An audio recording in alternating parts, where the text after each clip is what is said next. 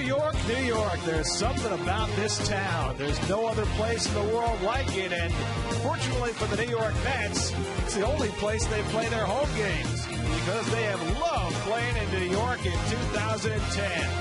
22-9 at Citi Field and continuing to roll. 8 straight wins at home. And the big guy taking the mound tonight. At Citi Field in New York, the New York Mets play the San Diego Padres. Mets baseball on SNY is presented by Delta. Tonight's game is presented in HD by IOTV. Get your HD free with IOTV. And a pleasant good evening, everybody, and welcome to Citi Field. Gary Cohen, Ron Darling with you tonight. As the Mets open a 3-game series with the San Diego Padres, the Mets just swept the Florida Marlins, a 3-game series. They've won 8 straight at home for the second time this year, and one of the main reasons is the red-hot bat of Jeff Francoeur. Well, you know the great thing about watching the Mets now is that they're starting at home to get the big hit. Down 6-3, Francoeur with this big 3-run home run tying the ball game, so the Mets would eventually win in the 9th inning. But these are the things that the Mets have needed all season long on the road. They're definitely getting them at home. And only the 3rd 3-run homer of the year for the Mets, so things starting to look up in that department as well. And now the Mets take on the San Diego Padres, same team they lost 2 out of 3 to in San Diego last week, a team that still has the best record in the National League. And this is the first time in their franchise history that they've had first place and this record so late in their season. Problem is the Dodgers and the Giants are playing great too. They both won 7 of their last 10. On the mound for the Mets, Mike Pelfrey, who won the lone game for the Mets in San Diego last week. He has been on an incredible roll. He really has. 8 scoreless in that game. I said for the first time in a Pelfrey game that he had no-hit stuff. He's been amazing at home. 8 of his 12 starts coming here, and he's 5-0 at home. As you can see, he's amongst the elite pitchers in the National League. And he has a couple of extra days of rest coming into this start as he takes on the young left-hander Clayton Richard, whom the Mets saw in San Diego. Well, Clayton Richard was saying, what does the guy got to do? I go against Santana when I faced the Mets last time, 7 scoreless. Now going against Pelfrey, who's probably the hottest pitcher in baseball. But Richard, who works extremely fast, great pickoff move, good left-handed starting pitcher for the San Diego Padres. So it's the former Michigan quarterback Richard against Mike Pelfrey, who tries to win his 5th straight start. Mets in New York. Quite a combination. All the action coming up tonight right here on SNY.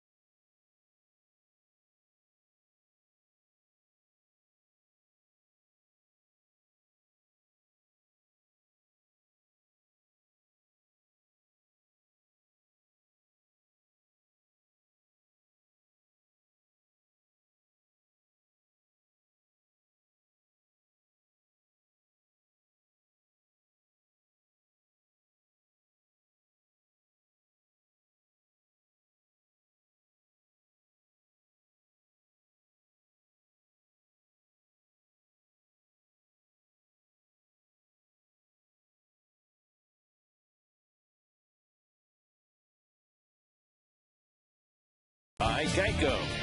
By AT&T, rethink possible. By Frostbrewed Coors Light, the world's most refreshing beer. By Delta, New York's most global airline, is a proud sponsor of the New York Mets. And by State Farm. Today's State Farm agent of the day is Pat Cawley of Glendale. Become a permanent part of Citi Field and order your Citi Field Fan Walk Amazing Moments brick today. The last chance to purchase your brick is this Friday. Get to Mets.com/fanwalk.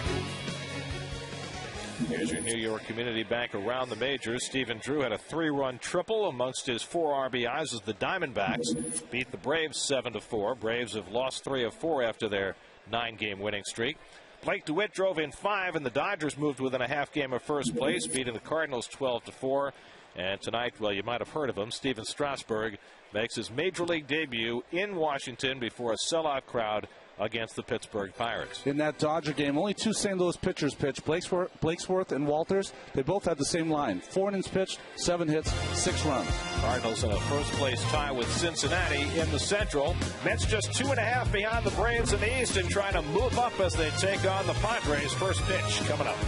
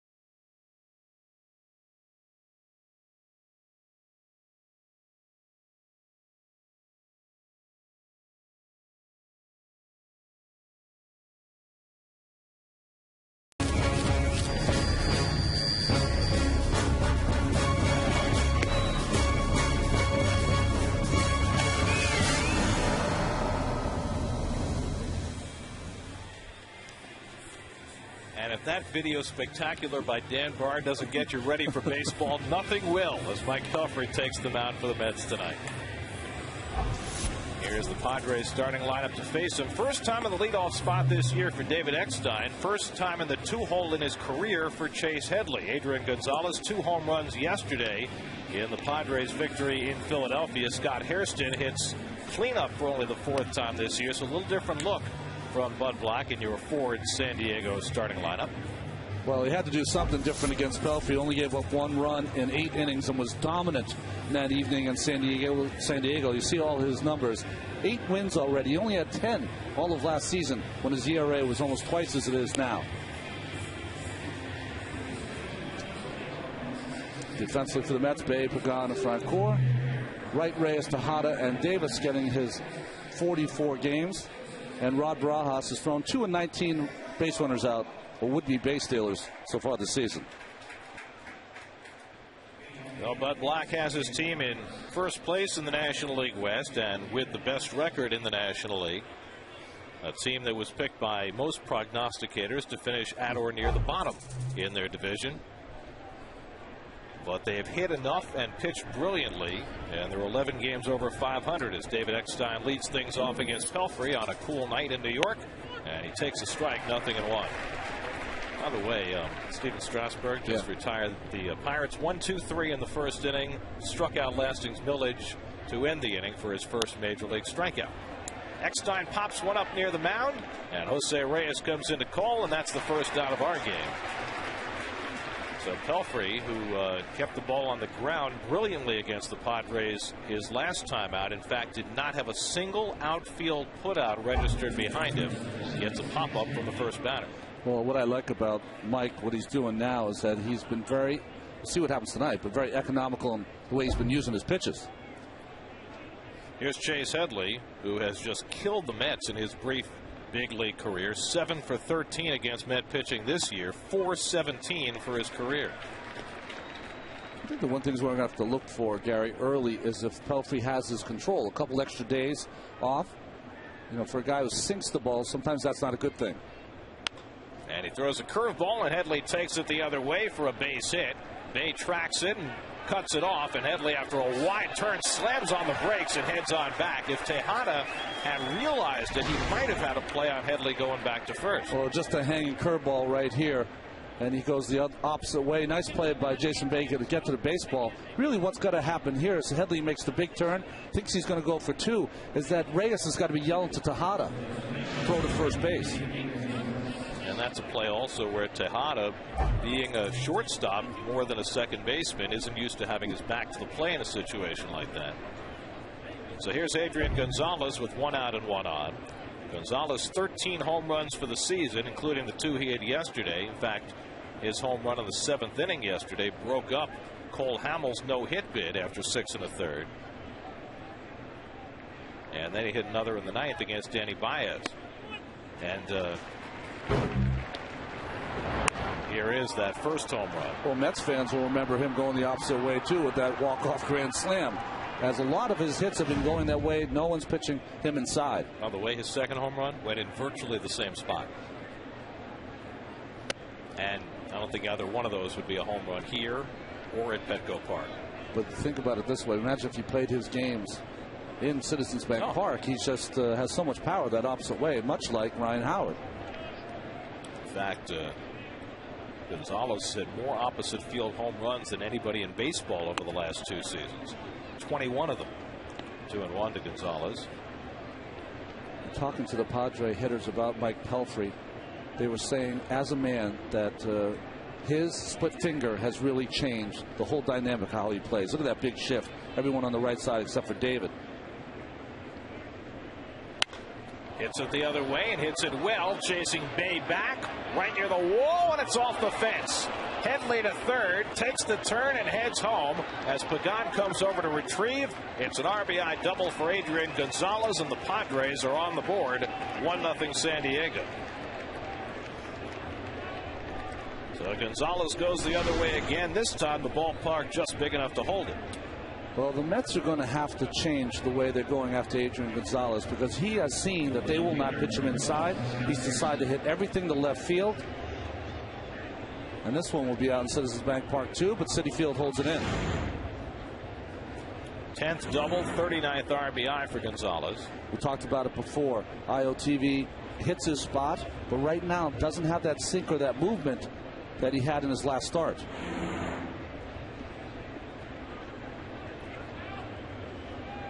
So now Scott Hairston.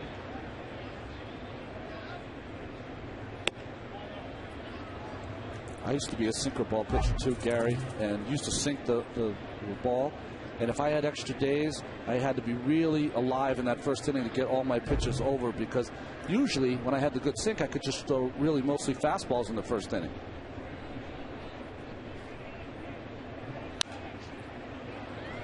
Hairston fouls one off. think what you try to do, Dan Worthen's done it with pitchers before, is that if you have extra days off, you try to throw 2 bullpens to keep yourself sharp. You know, what you're trying to fight is Jerry and Dan are trying to get their studs, Santana and Pelfrey, some extra time occasionally. But boy, he was on such a roll that, I don't know, as a manager, I'd be reluctant to take him out of that every 5th day. First time Pelfrey's allowed a first inning run in 12 starts this year. In fact, in the first inning, opposing hitters had been 4 for 36 before tonight. Gets ahead on Scott Hairston 1-2. Well, I think what they're trying to do, they're trying to balance their desire for their pitchers, particularly Santana and Pelfrey, to pitch deeper into games, give them more innings, stay out of the bullpen late, against the number of innings that's going to accumulate over the course of the season without those extra days of rest. You know, that's the rub. That's the hard part. But with the big 6'7", 240 Pelfrey, I don't know. He's one of those guys like a Halladay, like Jimenez. You just want to kind of jump on his shoulders and go. He's thrown 100 or more pitches in each of his last 5 starts. Hairston down swinging. So the splitter gets Hairston. That's the second out. First strikeout for Pelfrey, who had 8 in his last start against the Padres. Boy, the bottom dropped out of this pitch. Best split finger he's thrown so far early in this game. So 2 out. Gonzalez still at second. And now Nick Hundley, the catcher. Yorvit Torrealba, who was away from the Padres when the Mets were in San Diego last week because of personal reasons, is back. But Hundley getting the start tonight after having a terrific series against the Mets in San Diego. He went 6 for 12 in those 3 games. And he has been the hottest hitter in the San Diego lineup.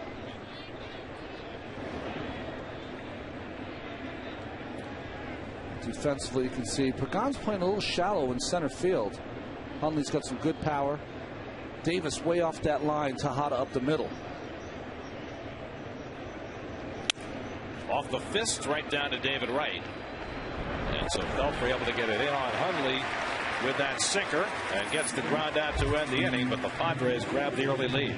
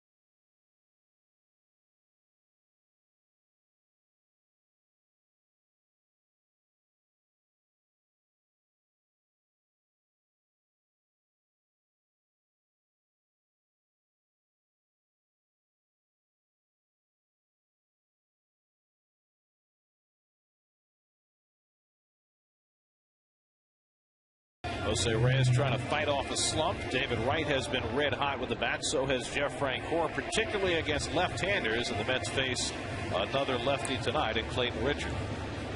Clayton Richard, when you watch him, he works extremely fast. In 23 starts, he has a 13-8 record as a Padres. You see those Toyota numbers. And Jose Reyes takes a strike. Reyes 0 for his last 8 and 1 for his last 19 after a hot streak. So now he's at 241 for the year and fouls one back, and Richard quickly ahead 0-2. Well, the problem with Jose is that hot streak was just for a very short time. Angel Pagan and Jason Bay to follow here in the opening inning. Richard staked to a 1-0 lead. And Reyes fists one foul. Clayton Richard, who played quarterback at the University of Michigan, lost out on that job to Chad Henne, and then decided to concentrate on baseball. 8 for 15 for 52 yards as a quarterback for the Wolverines. I guess he probably had a quick release, given how fast he pitches. Popped up, playable for Hundley as he comes back. Wind taking it into the crowd. The wind is blowing in from left field tonight. That's a ball that normally would stay in play, but it got shuffled into the seats. This Coors Light Padres defense. Scott Hairston in left field. Tony Gwynn in center. Max Venable. Will Venable, sorry, Max's father. In right field, Headley, Hairston Jr., Eckstein, and Gonzalez. And Nick Hundley, who was 18 for his last 42. Hottest Padre hitter. That's 4 of the 8 on the field are sons of major leaguers. The 2 Hairstons, Gwynn and Venable. 1-2 now to Reyes. You saw at home those 25 errors, the 4th in baseball. To put that in perspective, Washington Nationals have 53 errors coming into today's game. Reyes reaching for it. Clayton handles it for the first down. Reyes going well out of the strike zone for that comebacker for the first out. And now Angel Pagan. Angel hitting at 291 on the year. When the Mets were in San Diego facing Richard, who pitched very well against them, 6 innings, 1 run, 4 hits. They were trying to get him to slow down, trying to step out, disrupt his rhythm a little bit, and Pagan was one of those who tried. He tried a couple of times. And Richard did something that I don't usually see in today's game. He got pretty upset at it, and he threw one right under the chin of Pagan, knocked him down, struck him out in the next pitch, and they looked at each other. It's a part of the game. Angel's doing what he's supposed to do, slow Richard down. He didn't take kindly to it. So we'll see whether there are any repercussions from that. That was Pagan's last at bat against Richard in that game last week.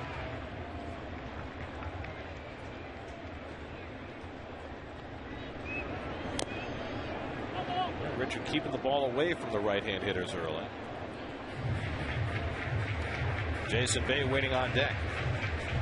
The Mets as a team are hitting .291 against left-handers. That is the top figure in the major leagues. And up and down the lineup, hitters have been thriving against lefties, probably more so against the soft tossing lefties, of which Clayton Richard is not quite one. For a little harder than your average lefty. 3-2 now to Pagan. Well, last night they got a nice effort from Wade LeBlanc, who doesn't throw as hard. 7 shutout innings last night in Philadelphia. And the Mets had a little better swings against LeBlanc last week than they did against Richard. Again, Pagan going out of the strike zone to hit the comebacker, but Richard throws it away. Pagan to second. Gonzalez tracks it down, and Angel will stop there. So a throwing error by Richard gives the Mets a runner in scoring position. You know, one of the things you see a lot in baseball today is that pitchers are taught the mechanics of throwing off a mound. They don't ever spend any time learning how to throw the baseball as an athlete, as an infielder.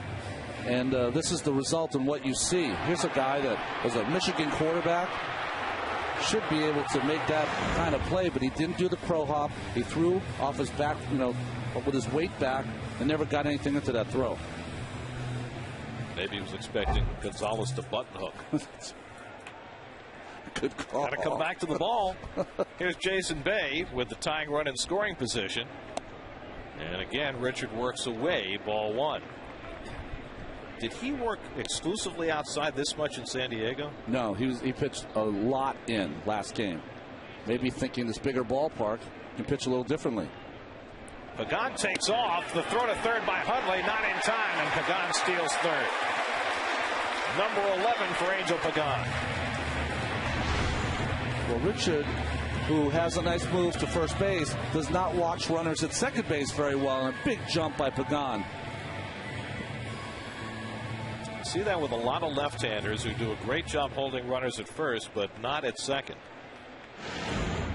So the Mets are a ground ball or fly ball away from tying the game. And Bay swings through the fastball, 1-2.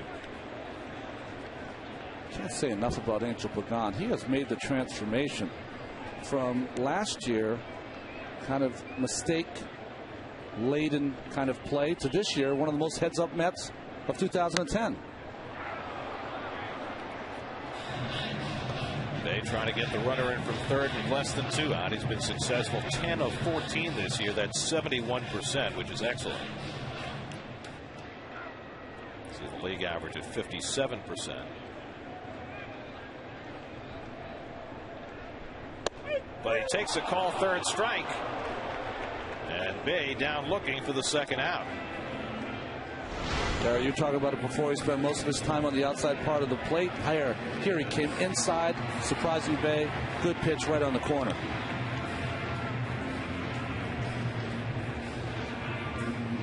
As you look at the Pittsburgh Paint overhead camera. Strike 1, strike 2, strike 3. So a big out for Richard, and now here's Ike Davis. 261 overall, but 372 against left-handers.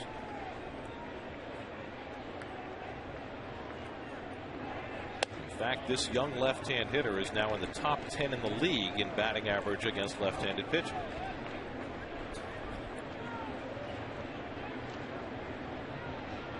Took an 0-for against Richard, though, first time around.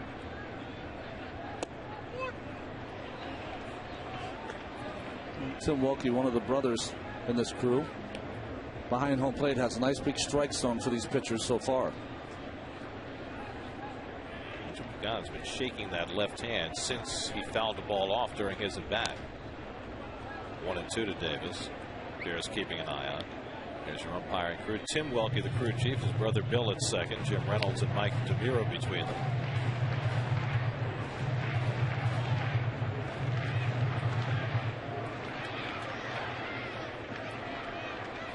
Isaac Benjamin Davis behind on the count, 1-2, and lays off that slider. 2-2.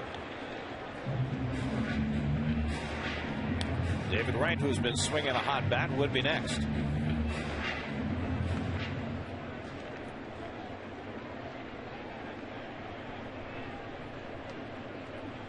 And Richard strikes out Davis. So after Pagan reached third, Richard responds with back-to-back strikeouts of Bay and Davis to keep the Padres up 1-0.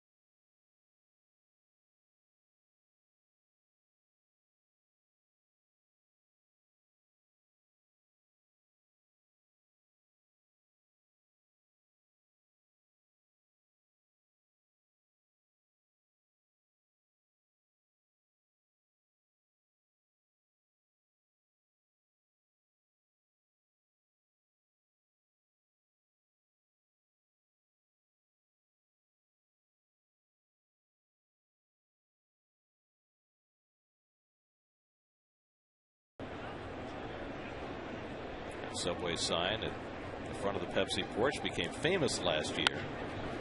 As Bill Venable leads off in the second inning. Tejada the brief bobble, but throws it out one away.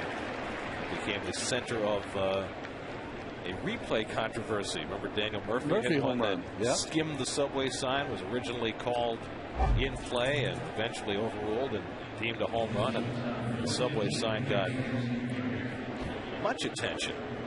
Millions of dollars in advertising. A grinning CEO at some point. Jared was ear to ear. Here's Jerry Hairston Jr., who is filling in at shortstop these days for the injured Everett Cabrera, who's down with a hamstring injury, and Cabrera appears to be not close at all to coming back. So Hairston continues to man that spot, and he takes a strike from Pelfrey. Jerry Hairston Jr., the older of the two Hairston brothers, the more bubbly of the two. Yeah.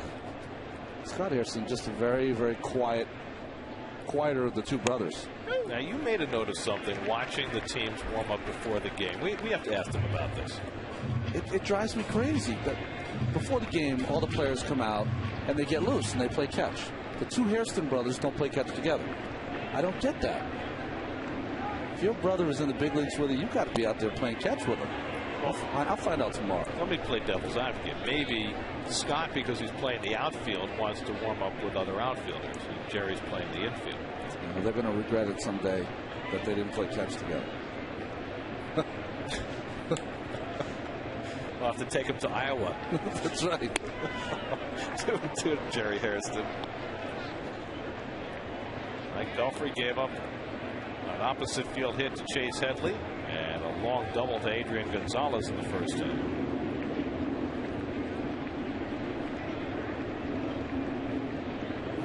And Hairston grounds one down to Ike Davis. Pelfrey gets over, and they're 2 out.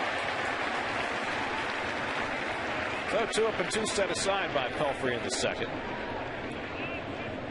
New York Mets baseball on SNY is brought to you by Chevy. Find your nearest dealer on ChevyOffers.com or call 877-64-CHEVY. 2 out and nobody on, and Tony Gwynn Jr. will bat. Gwynn on a recent hot streak. See what he's done the last 12 games. Over the last 7 games, 8 for 19, hitting over 400 over that span. Got his average off the interstate. Should never go in a slump. He's got the world's greatest hitting coach as a father.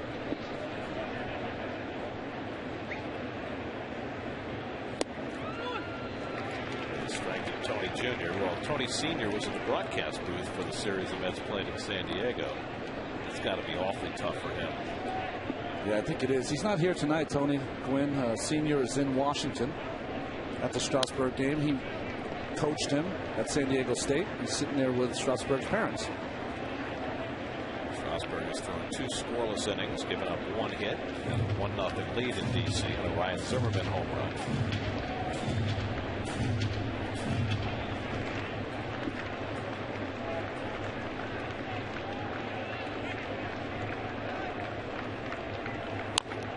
Fouled at the plate. Strasburg has 4 strikeouts his first 2 innings. You know, the great thing about that is that the starting pitcher can only pitch once every 5 days. But as fans know here with Seaver and then in the 80s with Gooden, if you have an amazing starting pitcher, it can really revitalize the entire organization and the fan base. Gwynn grounds one down to Davis. This one he'll take himself. So 3 ground balls in the inning, and Pelfrey sets him down 1-2-3. Mets come up with David Wright to lead off at the bottom of the second.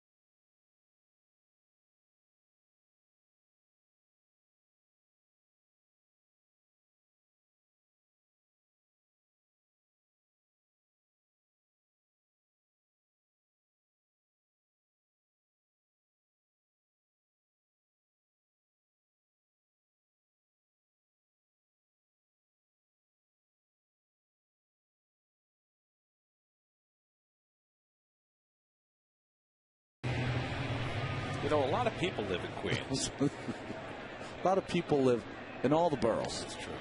Well, I grew up in Queens. As a strike to David Wright. And I can tell you, there are parts of Queens I've never even been to. It's a big place. David Wright grounds one toward the middle of the diamond. Jerry Hairston makes a nice running stop and throws him out for the first down. Wright, who has been hot with the bat, grounds out. Oh, nice play by Jerry. Look at that athletic throw. All that momentum is going to take you into the outfield. So you almost like a quarterback, like Richard. You have to square up those shoulders so they're facing towards first base to have any chance of getting the throw to go for first base. A lot easier without shoulder pads. Here's Rod Barajas. Rod hitting at .267, leads the Mets in home runs with 11. 30 runs batted in. Third on the team behind Wright and Francoeur.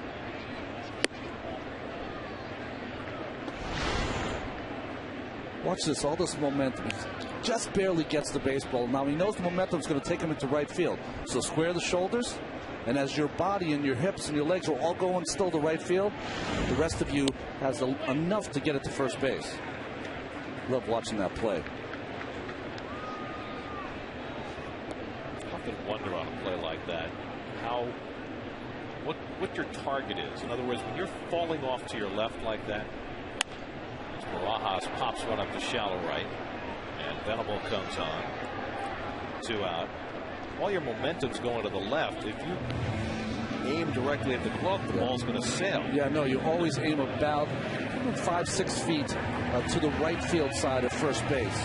So if you aim that way, the ball is going to try to filter its way back to the first baseman. So you aim to the first baseman's right hand, and when you let it go, that little spin on it will bring it right back to Adrian Gonzalez. Yeah, Francoeur takes ball one. Francoeur riding a 10-game hitting streak and hitting .500 over the 10 games. Has his average up to .268 for the year. It had been down around .210. It all started with Jeff taking more balls to right center field, and it's fallen into place for him. Now the question is, can he keep that going? 500 may be a little much to ask. Well, but it's the quality of the at-bats that matter. I think what he talked about, French, he goes, listen, I'm not going to be hot like this all year, but I want to make sure my down periods are only maybe a game or two. Up the middle, and Francoeur now has an 11-game hitting streak.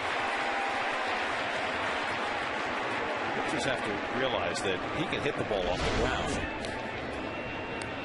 And he's trying to almost bounce this changeup, and it's a very good pitch. Lower than knees high. But he gets his entire upper body comes down to the baseball. So Francoeur continues to hit. And the Mets have their first hit of the night. Ruben Tejada will step in. Francoeur hits the low pitch like a hockey player would hit a slap shot. That's how he does it. He didn't grow up playing hockey. It's too hot down there. I understand Jason Bay having that approach.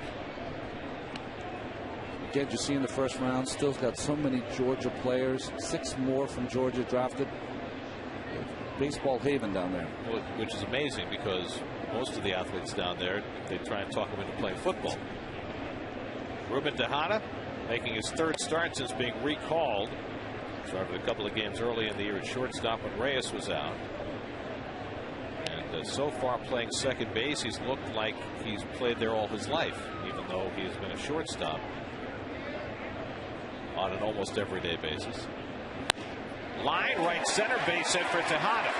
Francoeur will stop at second base. And the Mets have back-to-back 2-out hits. That'll get Pelfrey to the plate.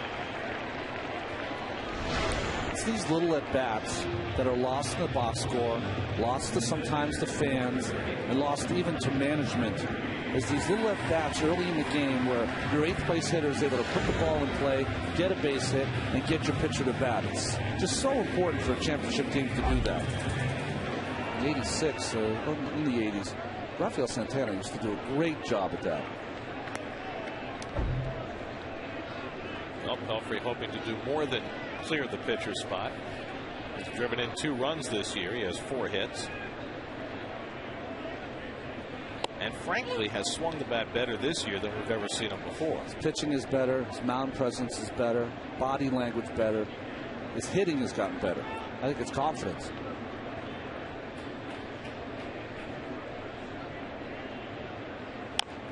Little dribbler. Richard off the mound.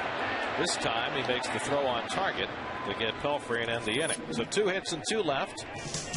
2 in the books at Citi Field. There's Rex Ryan. We'll talk to him when we come back.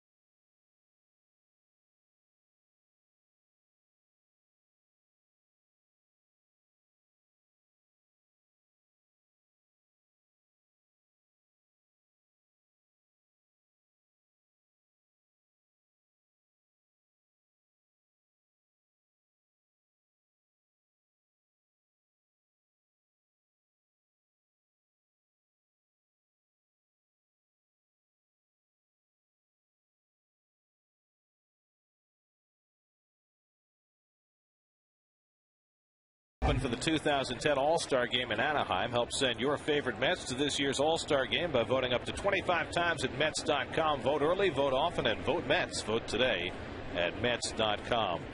Well, Met fans remember wistfully the idea of a guy wearing the number 30 named Ryan throwing from the mound for the Mets. Well, we saw that here tonight. And standing by with that gentleman is Kevin Burkhardt. Kevin? Well, it's interesting you mentioned that. Wearing the Nolan Ryan jersey, Rex, you threw Nolan Ryan heat for the first pitch. That was impressive. I wasn't sure what to expect there, but that was some gas.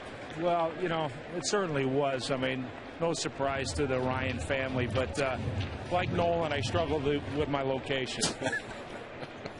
So there was a purpose behind the wearing the number 30 tonight, then. Yeah, no, absolutely. You know, but I was a huge, obviously, baseball fan back in the day when my dad was with the Jets and used to go to Shea Stadium all the time.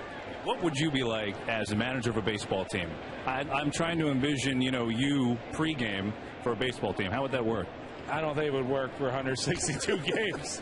I don't think it would drive me crazy. But no, it's obviously you have a huge deal of respect for the job managers do and all that. And it's a different world. We have, we only play 16 games, so it's a lot easier to get up for every game. In baseball, 162, I guess you got to have a little more patience. Give it like maybe end of April, and then maybe you'd be in a little trouble. Is that what you're saying? Yeah, no doubt. I think it might peak a little too early. As Clayton Richard grounds out for the first out of the inning for the Padres, so back to the top of the order for them. We talked to Rex Ryan. How have things changed for you after that tremendous run of the AFC title game last year? What's it been like for you, personally, away from the game? Well, just trying to get better. The whole football team is, and that was our challenge for our players. And I believe we worked as hard in the offseason to accomplish that. Our strength coach, Sal Alosi, is the best in the business, and he has our guys in great shape. So we're way ahead of the game right now. And then, Mike Tannenbaum has added a lot of great players that we think are going to be the difference this year. So we're going to find out. You're using Mike's daughter as a prop here, by the way. Is there a reasoning behind this? Yeah, I just picked her up. I found her. I picked her up. She wanted to leave her parents and come stay with us. But a lot of players are doing that this offseason, by the way, I noticed. No, that's true. And we wanted to be that team that, you know, all the players want to come here and play and all the coaches want to come here and coach. So that's a great combination. I think we're on our way. Reyes to Davis, retires, X-signed two-way. Rex, you know, when you took this job, you know, and going through a year, I mean, do you see comparisons with the Jets and the Mets? I mean, you came in and you kind of laid down the attitude, laid down the law. Hey, we're going to be brash, we're going to be this. But it worked, and it almost seems like the Mets are the same way. You know, in the mold, you know, you have the Yankees on one side of the track, so to speak. And it almost, do you see that? Do you see a similarity there? Well, yeah. I mean, the fact that the Mets have the best record at home, that's something that we certainly want to do at our new stadium, and we're kind of a combination New York Mets and New York Yankees. You know, I think we have a lot of young talent. We also got a lot of you know, skill players, your David Wrights and your A-Rods and all that kind of stuff. So we think we're heading to a great season. One more, I'll let you go enjoy the game. Have you planned the parade route yet? I have to follow up on that. We expect to be there this year. So we finished a little short last year, but you know, we changed a lot of things. We have a great. Oh, that's a nice hit. But play-by-play, Rex. I'm impressed. Absolutely, that kid. Great shot, but no big deal. We got 2 outs. We get this one. Rex, you did a great job last year, and we appreciate the time. We'll send it upstairs to a giant Jet fan. That makes no sense. A big Jet fan. How about that? Gary Cohen is waiting. So thanks for the time. Oh, I appreciate it, Gary, and we're not going to let you down this year. All right, guys. Rex Ryan, take it away. That would be season ticket holder since 1978 and waiting patiently. No, maybe not so patient. Yes. Thanks, Kevin. Here's Adrian Gonzalez with Chase Headley at first and 2 out. Headley now 2 for 2, a couple of opposite field hits. Gonzalez went the other way and doubled off the wall to drive in the game's only run. And Pelfrey starts him off with a curveball for ball 1. The Mets have worked Gonzalez middle away, and he has taken it middle away. See if Pelfrey comes inside this time around. They're showing us the defense. They're playing him the pull in the infield. They're playing him the opposite way in the outfield. I mean, that's about as severely, where Pagan is playing in left center, as severely to the opposite field as you'll ever see a team play an opposing power hitter. I mean, if I'm Adrian Gonzalez, what your defense is telling me is that I'm going to get a lot of slow stuff that I'm going to pull on the ground, and if you're going to go hard after me, you're going to go away, and you're going to try to see if this ballpark is going to hold me. Barely did first at bat. And he goes dead center this time, and Pagan hasn't played perfectly. Side retired. First outfield put out for Mike Pelfrey in his last 2 starts. There's Rex making like Nolan. Number 30. Just a little inside.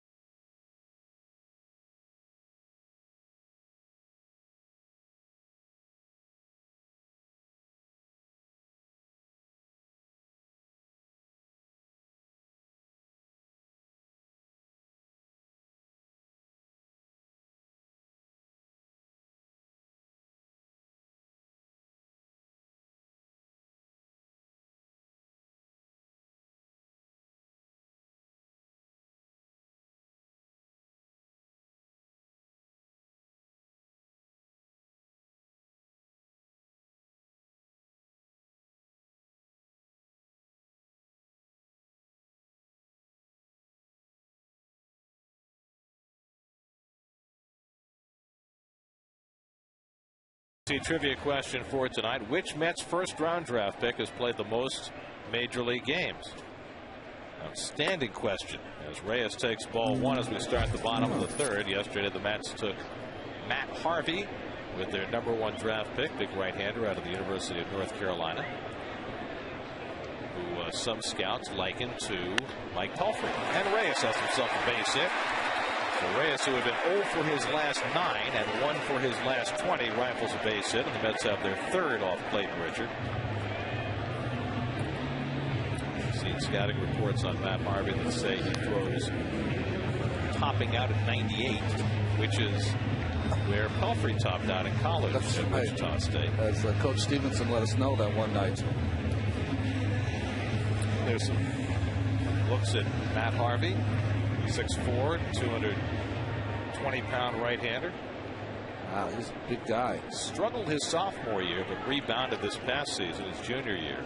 They said he had some mechanical flaws that they were trying to correct his sophomore year, and he paid for it as far as his numbers were concerned. But the Mets must have been cringing that one game he pitched against Clemson. His coach made him go 157 pitches. Well, now you pitched in college, yep, and I know you threw upwards of 150 pitches on at least one occasion.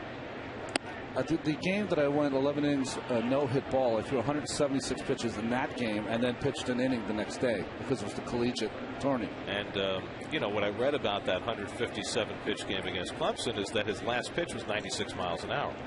But I guess the question then becomes, does that have an impact down the road? Yeah.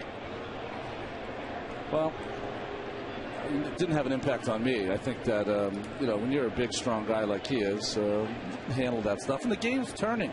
It's going to turn back to 125, 130 pitches, especially if Nolan Ryan has anything to do with it.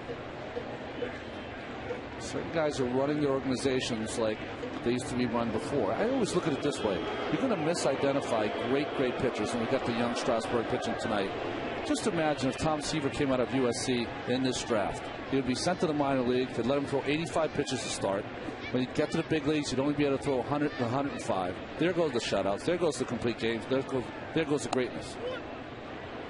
1-1 to Pagan.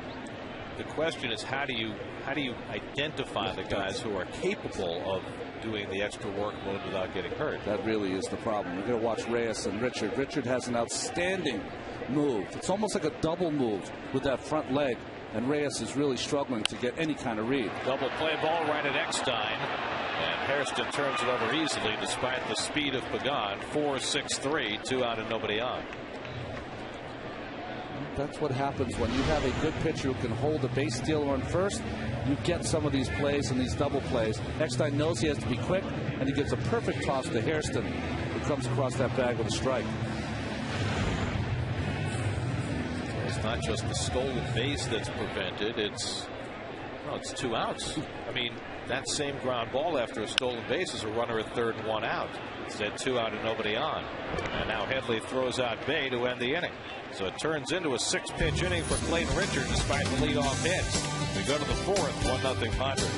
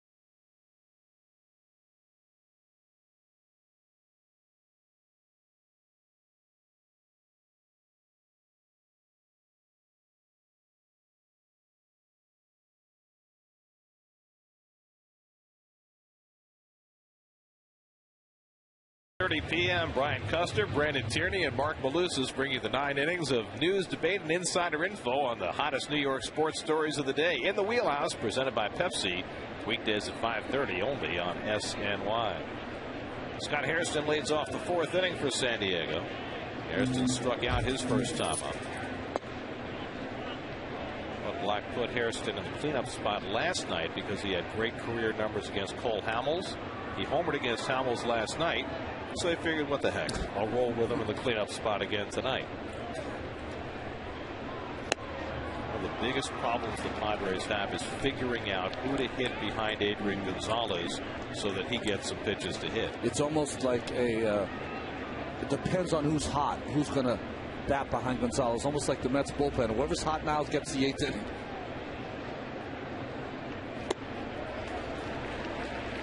Boy, Pelfrey going with a lot of soft stuff on Hairston. Got him set up to blow him away with a fastball. Well, Hairston's a guy who hits home runs. He's got 7 this year now and 101 at bats. Spent some time on the disabled list with a hamstring injury. Came back during the series the Mets played last week in San Diego.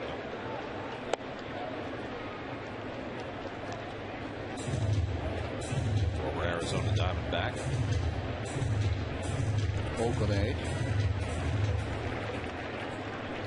See if Barajas goes away from the split finger. Fastball away. No, he stays with it. And Hairston lifts it to left field. Day has room. Right at the edge of the track to reel it in. 1 out. Not the best splitter Pelfrey threw in that sequence. I never liked throwing 3 splitters in a row. He threw 4 in a row there, only because the hitter starts to get only one speed of a pitch. Got to mix in one pitch, fastball, then come back with the split finger.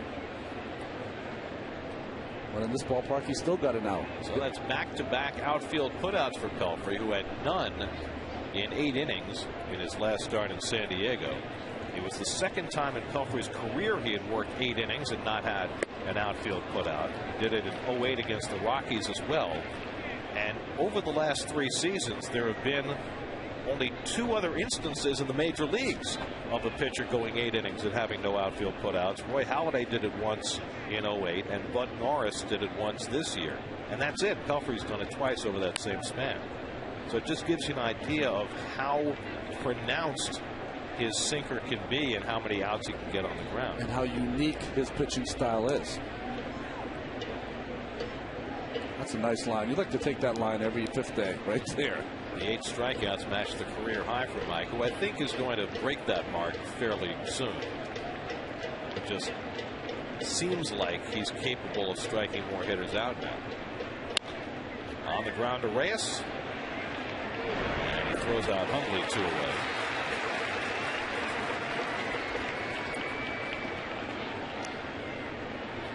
So Pelfrey's retired 10 of the last 11 since the Gonzalez RBI double back in the 1st, and now Will Venable the batter.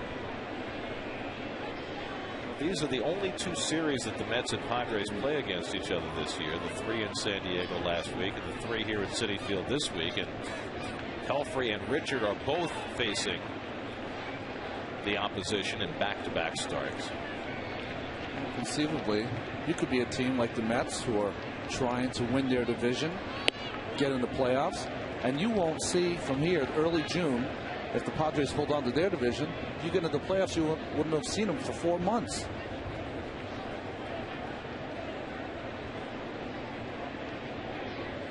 Well, ideally you would like a schedule where you play more games against the out of division teams in your own league, but with only 6 games against teams from the Central and the West, I think the ideal would be if they were a little more spaced out. Pagan settles onto the fly ball by Venable. Pelfrey has a 1-2-3 inning. David Wright do it, turn it back in the bottom of the 4th, and we'll look at the history of Mets third baseman when we come back.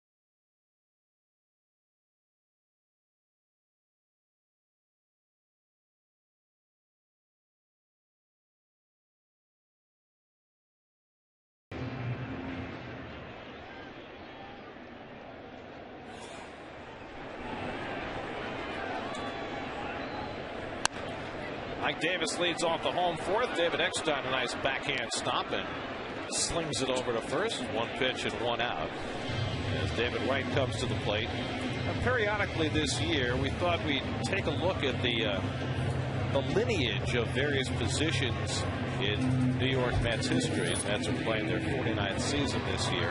And we figured we'd start off with third base. And the reason that third base is a good place to start is because for the first 30-odd years of Mets history, they struggled mightily to fill third base. There have been 140 different third basemen man the position over 49 seasons for the Mets. But I think over the first 25 years, there were probably about 120. It all started with Don Zimmer. He was the first third baseman in Met history. They had guys like Charlie Smith in the early days. Ken Boyer, after his heyday, came to the Mets in the mid-60s. Wayne Garrett manned the position for a while. They got Jim Fregosi in here. Not a good trade. Hubie Brooks, people don't necessarily remember that Hubie started his career with the Mets before being traded to Montreal in the Gary Carter deal. Ray Knight, of course, was the MVP of the World Series in '86. Howard Johnson stabilized the position for a number of years. David Wright, the incumbent, rips one into left field and short hops the wall. Played nicely off the wall by Hairston, but David hustling into a one-out double. 14th double of the year for David Wright, who continues to hit the ball hard.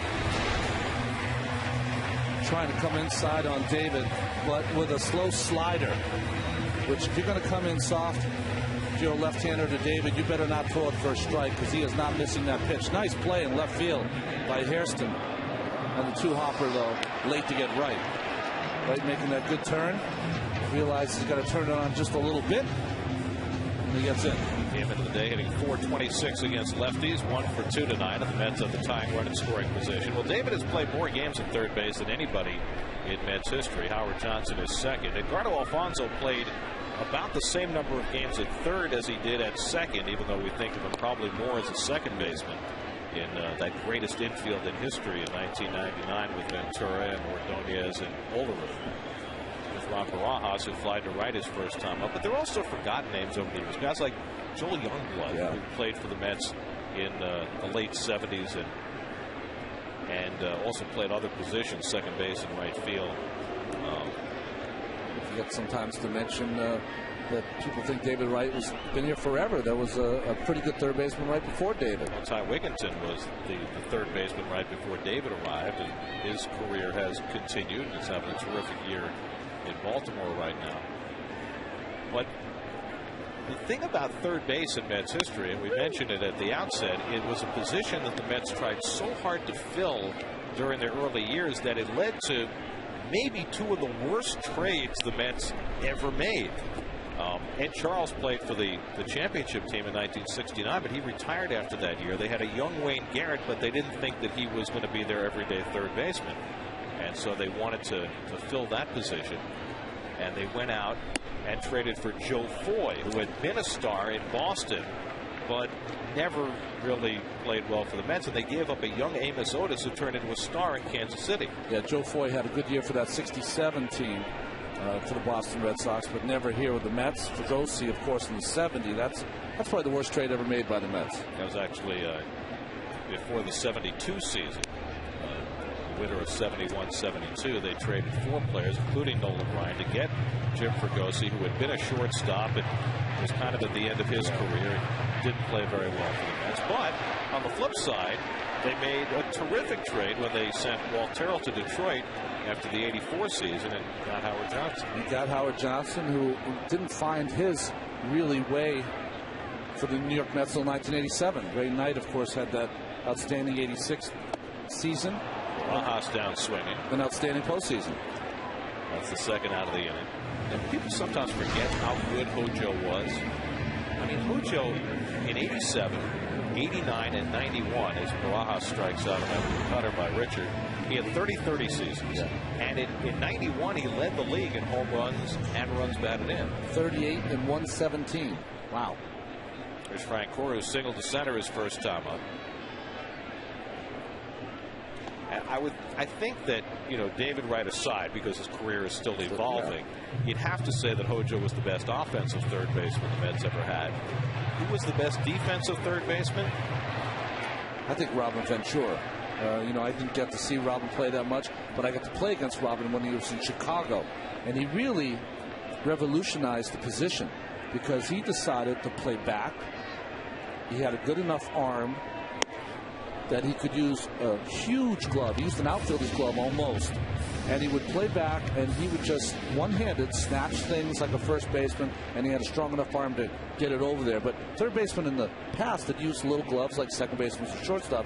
He figured, I'm so close, I want to make sure I've had much protection as I can. Now, Hubie Brooks had been a shortstop. In fact, he later played shortstop in Montreal, and he played third base with great athleticism. Great arm. I think one of the more underrated Mets of all time. Of course, Hojo and his bat, and Robin Ventura, who could do it all. He not only was a great glove man, but of course will be forever remembered for his grand slam single against the Braves in '99. This Hojo. Didn't Robin drive in 120 runs one year? Great run producer. Now he could hit with the bases loaded. It's so dangerous. He hit 2 grand slams in one day as a Met, and both ends of a doubleheader at Shea against Milwaukee. 2-2 to Francoeur. And Jeff takes a call, third strike, as Richard finds that inside corner. And Francoeur not happy with Tim Welke's call, but the second time that Richard has gotten a strikeout on that inside edge. First Bay and now Francoeur, and keeps it 1-0.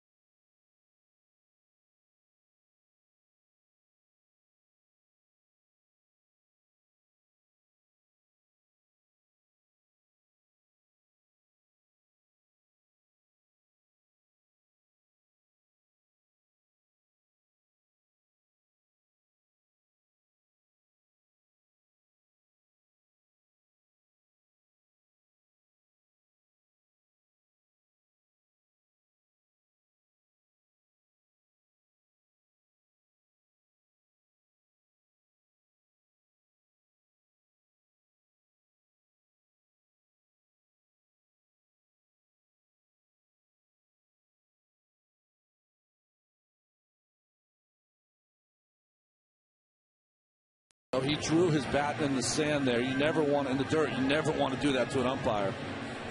He's very fortunate he did not get tossed. Here's the pitch. Well, that's a pretty good pitch. And also, Welke has established already in this ball game, even though Richard hasn't gone in there that often, that he's going to call that first strike. The Pittsburgh Paint overhead camera. So a 1-0 San Diego lead as we start the 5th. Jerry Hairston Jr. leads off, and Pelfrey does not get that call. 1-0. I think that was a good call. I've never seen Pelfrey throw so many first pitch split fingers. It's almost like he's pitching backwards. I guess that's what this extra pitch now gives him, the ability to be a pitcher, not a thrower, and really go with what he thinks he has tonight. If you've watched, he's very rarely thrown over 90 miles an hour, so doesn't have his great fastball yet. 11 of 16 first pitch strikes so far tonight for Pelfrey. And the fastball hit to right. And Francoeur right there. 1 out. 4 of the last 5 hitters have hit the ball to the outfield against Pelfrey. That's unusual. Let's check in with Kevin.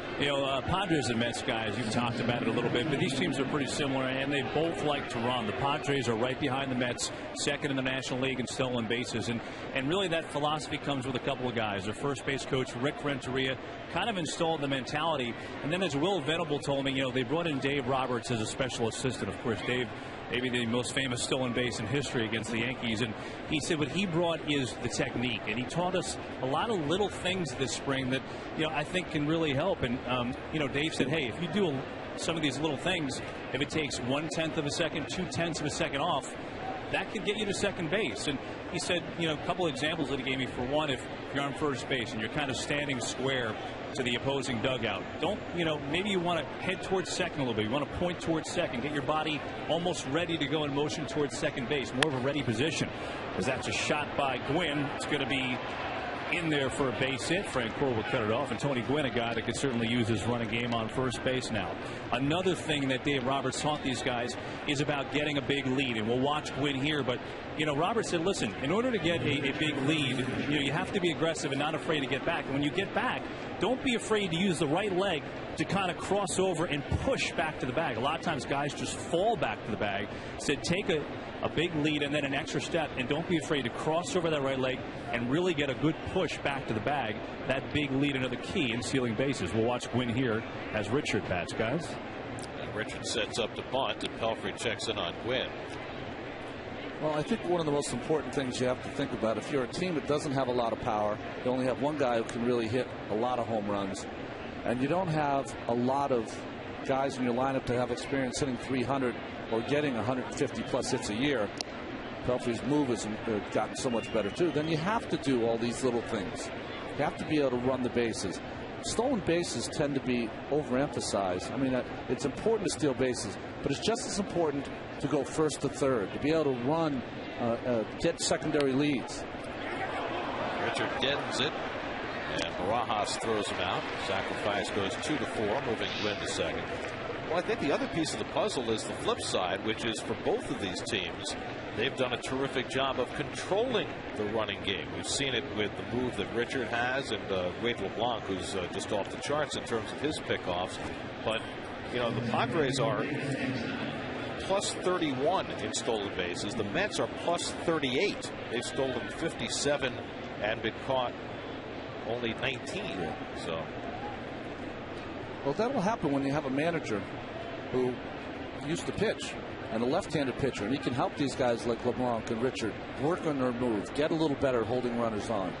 It's amazing what stopping the running game can change for a defense, and for an offense like Tampa Bay that steals the most bases. They can put so much pressure on a pitcher that he'll succumb at some point. David Eckstein rolls one out to Reyes, takes his time and throws out Eckstein to end the inning. So Pelfrey gives up a base hit, works through the inning, halfway through, 1-0.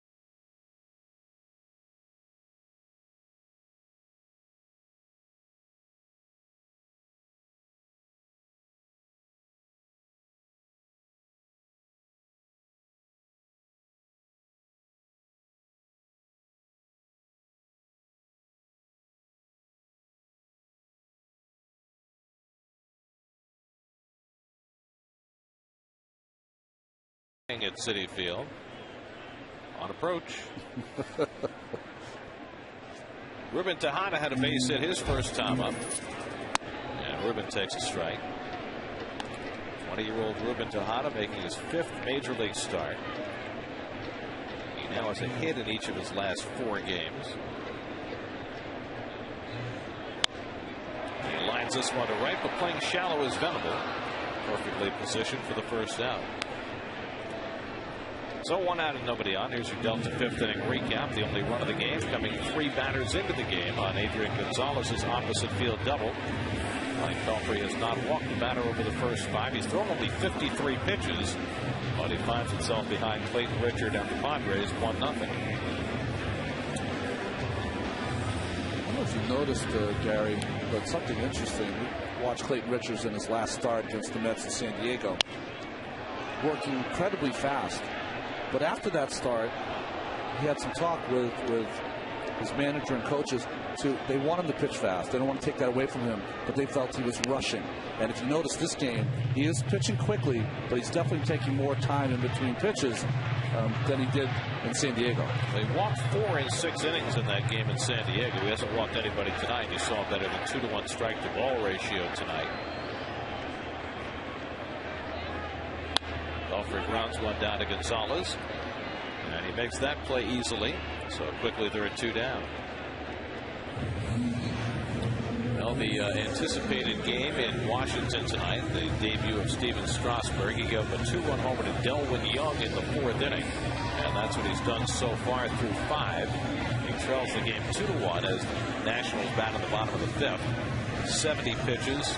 I hope they let him throw a full complement of pitches tonight. Yeah, keep going. Well, Strasburg, the latest pitcher to be drafted with the #1 overall pick. Of course, the Nationals had the first pick in the draft yesterday as well and took a position player, 17-year-old Bryce Harper. Reyes 1 for 2. And Elias ran some interesting numbers today about the #1 overall pick in the draft over the last 20 years. Of the last 20 #1 picks, 12 have been position players and 8 have been pitchers. Of those 8 pitchers, none has made an all-star team. Now that could change this year because David Price of Tampa Bay, as Reyes walks off 4 pitches, Price was a #1 overall pick and could make an all-star team. During that same period of time, the position players have made 29 all-star teams. Those are the pitchers, and you can make a case for every one of them in terms of talent, and a couple of them have pitched for the Mets, Paul Wilson and Chris Benson both, but none of those guys, except maybe Andy Bennett's, ever reached the level of success that was hoped for them when they were drafted #1 overall. Well, the most wins for a #1 pick ever were Mike Moore, 166, a pitcher who pitched in the 80s and 90s. Reyes a short lead at first.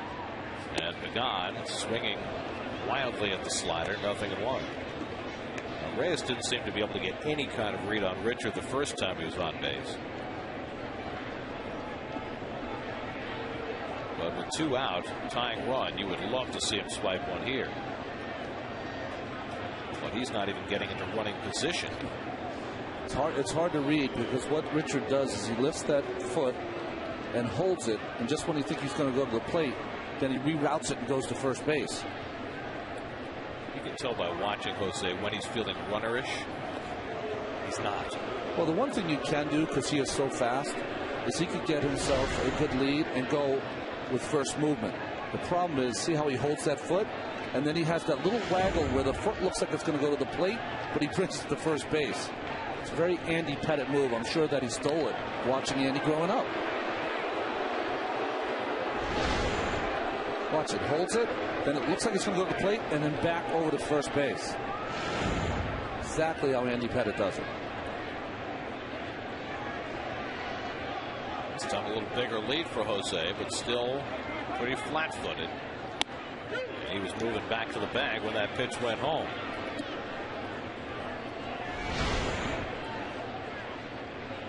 Angel thought this pitch was up in the strike zone, but we said it before. Tim Wilkie has a big strike zone today, or maybe a real strike zone today.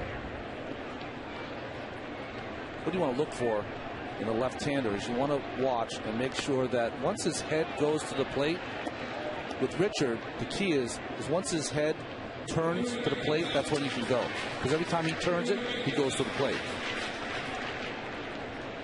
When he's looking at you, that's the problem. And unlike many left-handers' moves, it's not a balk move at all. A lot of lefties will go right to the borderline of a balk. Richard does not. No, he doesn't. In fact, he steps probably closer to first or towards first more than any left-hander you'll see. Reyes runs. Pagan hits the whole base hit. Reyes going first to third. The throw coming in from Hairston, and Reyes is safe. Close play. But Reyes, who was running with the pitch, goes first to third on the base hit by Pagan. Well, nice job by Jose pushing the envelope. Nice job by Hairston with the throw. I thought he was out when I first saw it. And he might have been. Very close play at third base, and the Mets get the call. Mike DeMuro, the third base umpire. There's the glove. Is it on the shoulder? Hard to see from this angle. I know that Headley thought he was out at third base, but there's no argument from the manager, Bud Black. Jose Reyes safe at third base. Safe and secure. New York life. So now the tying run at third with 2 down. Jason Bay is 0 for 2. And takes a fastball. Ball 1. Another angle. It's really hard to tell if Headley gets that glove on his shoulder right there. If he did, he was out. If he didn't, nice call by DeMuro.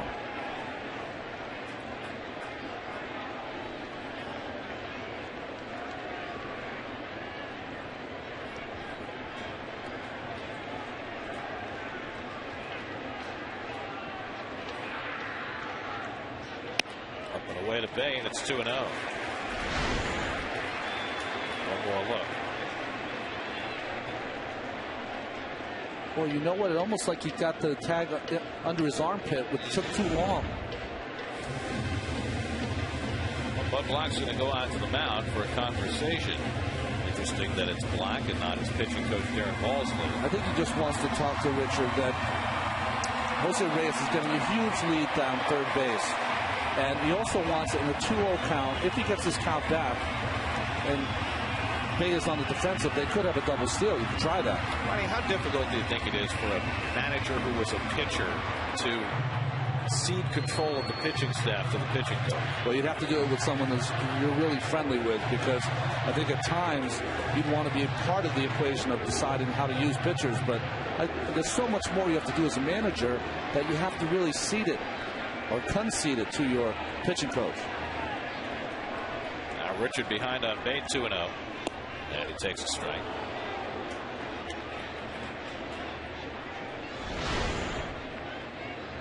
Well, here's our Coors Light freeze cam with the play. Love that look. The hands just about there. He might have gotten it. It's really close. I mean, we've seen it 4 or 5 times, and umpire DeMuro only has 1 shot. Nobody's overturning that call. 2-2 to Jason Bay. Pagan runs, and Bay down swinging to end the inning. So Richard survives a 2-out walk and a 2-out hit. And gets the big strikeout, his 5th. 1-0 Padres after 5.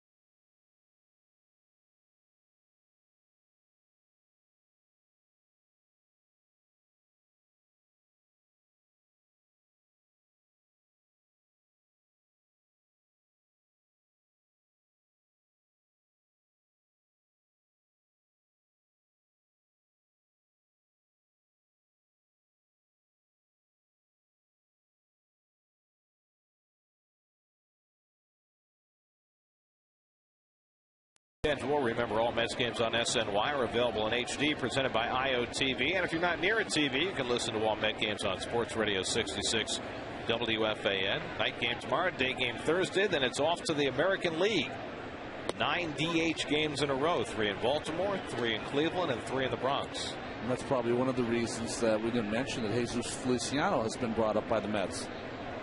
Feliciano, 31-year-old career minor leaguer. His 13th professional season, has never had a big league at bat. But he's in the dugout wearing number 27 and available for duty tonight. As Chase Headley, who's 2 for 2, works the count to 1-1. Think about it. David Wright's appeared in 904 games for the Mets. 1,271 minor league games for Feliciano. Plus 22 in the Mexican League. Fouled away by Headley, 1-2. Headley twice has taken it to left field for base hits and has scored the game's only run. That was in the first inning. Jerry Manuel said today he plans to spread out the DH duty. Maybe a Jason Bay here, a David Wright there, to give his regular players who've been going at it every day half days off. Foul tip held by Barajas, and Pelfrey has just his second strikeout of the night. Let's check in with Chris Carlin. He's standing by for a New York State Smokers Quit Line game break.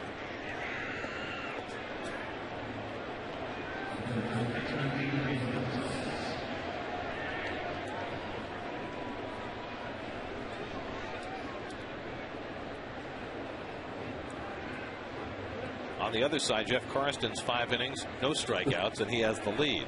But what's amazing to me about Strasburg so far, 11 strikeouts, no walks, and only 81 pitches through 6. That's very Dwight-like. Dwight Gooden in his day, complete game, 105 pitches, and have 14 strikeouts. It was phenomenal. Adrian Gonzalez is driven in the only run of the night with an opposite field double off the wall and left. That was back in the first inning. Hits this one out to right center. Closing ground, Frank Core and Pagan takes charge for the second out. So second time in a row that Pelfrey's gotten Gonzalez to hit the ball to the big part of the ballpark. One can only imagine what it must be like at National Park tonight. That starved fan base for a winning team has gotten the next maybe Walter Johnson. Well, they sold standing room tonight. If he wins over 400 like Walter Johnson, that would be quite impressive. I think we should set the bar a tad bit lower. No, set it all the way up there. If he could beat Camilo Pascual, that would be pretty good. Okay. Great Washington Senators pitcher of the day. It's Scott Hairston, who's 0 for 2, struck out and fly to left, and he takes a strike from Pelfrey.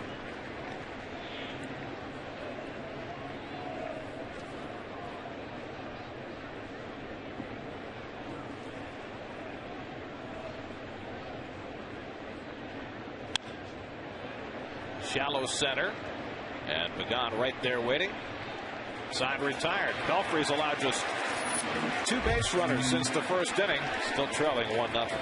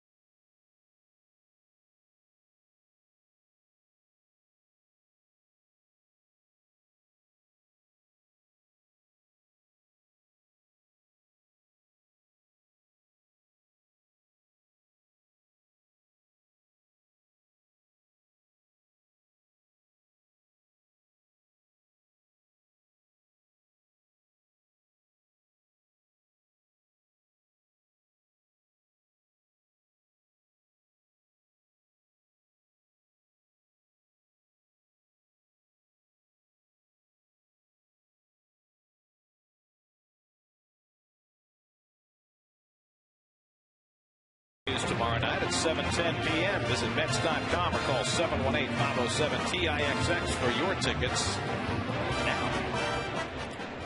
There are your Mercedes starters for the rest of the series. Johan Santana against Matt Latos, who has pitched some gems this year. That's tomorrow night. Then John Neese has been moved up in the rotation, switching spots with R.A. Dickey. He'll go up against John Garland, a pitcher who was out of the free agent market during the offseason, whom the Mets passed on, and is off to a great start. Probably the best free agent pickup of all those kind of second-tier guys, whether it's Pinheiro, Jason Marquis, those kind of guys. Hey, so far he's been better than the first-tier guy. That's right. Lackey's been good, but he hasn't been as good as Garland. Neese will pitch Thursday afternoon against Garland. Ike Davis, 0 for 2, punches one foul. You see the Padres modified shift against Davis, although with 2 strikes now, Hairston is moving back over the left side of the diamond. David Wright on deck, and then Rod Barajas. The Mets have 5 hits. The Padres have 4, but the Mets have lacked the big hit. Davis bounces one right to Hairston, who is perfectly positioned for that 2-strike grounder. And that's the first out. And Richard has now retired the leadoff batter in 6 consecutive innings. The men had 5 of the 6 innings. Ike almost had a look on his face that he didn't see Hairston move. So when he hit it, he thought it was going to be a hit right in the hole, and Hairston was waiting for him. They've got the spray chart to say that, Ike will take the ball to the left side more with 2 strikes, and that's accurate. So Hairston was in just the right place. David Wright ripped a double to left his last time up, 1 for 2, and he hits this one up the middle. He just crunches left-handed pitching. It is just amazing. 2 hits tonight for David, and over his last 8 games now, he is 15 for 28. He's on one of those David Wright tears. And early in his career, we always thought of him as a great 2-strike hitter. Never gets the 2 strikes very often right now, hitting early in the count. Well, actually, it's interesting to say that. David is trying for his 4th consecutive game without a strikeout. He had not gone more than 2 games this year without a strikeout until this last period. So the Mets have their 6th hit. And Rod Barajas will step in with 1 out and 1 on. Rod has flied to right and struck out 0 for 2.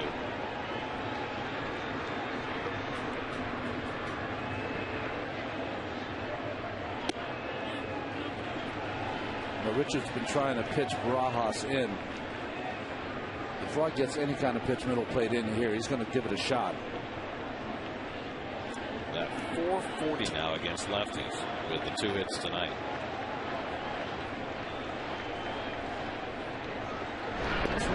Points higher than when he's hitting against right-handed. And his splits are more pronounced, but you look up and down the team, Bay and Davis and Reyes and Frank Cora. I mean, everybody's hitting much better against lefties. But they haven't scratched yet against Clayton Richard. Knee-high strike to Barajas, 1-1.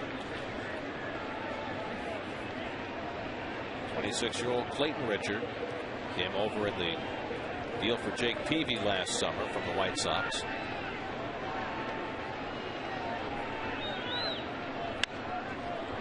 And Barajas pops one up. Eckstein grabs it for the 2nd out. And now there are rumors that Peavy may be on the move again this year at the trading deadline with the White Sox underperforming. Well, the White Sox have some big decisions to make. That team has underperformed. They thought they had brought some people in to replace other players, and it hasn't worked out.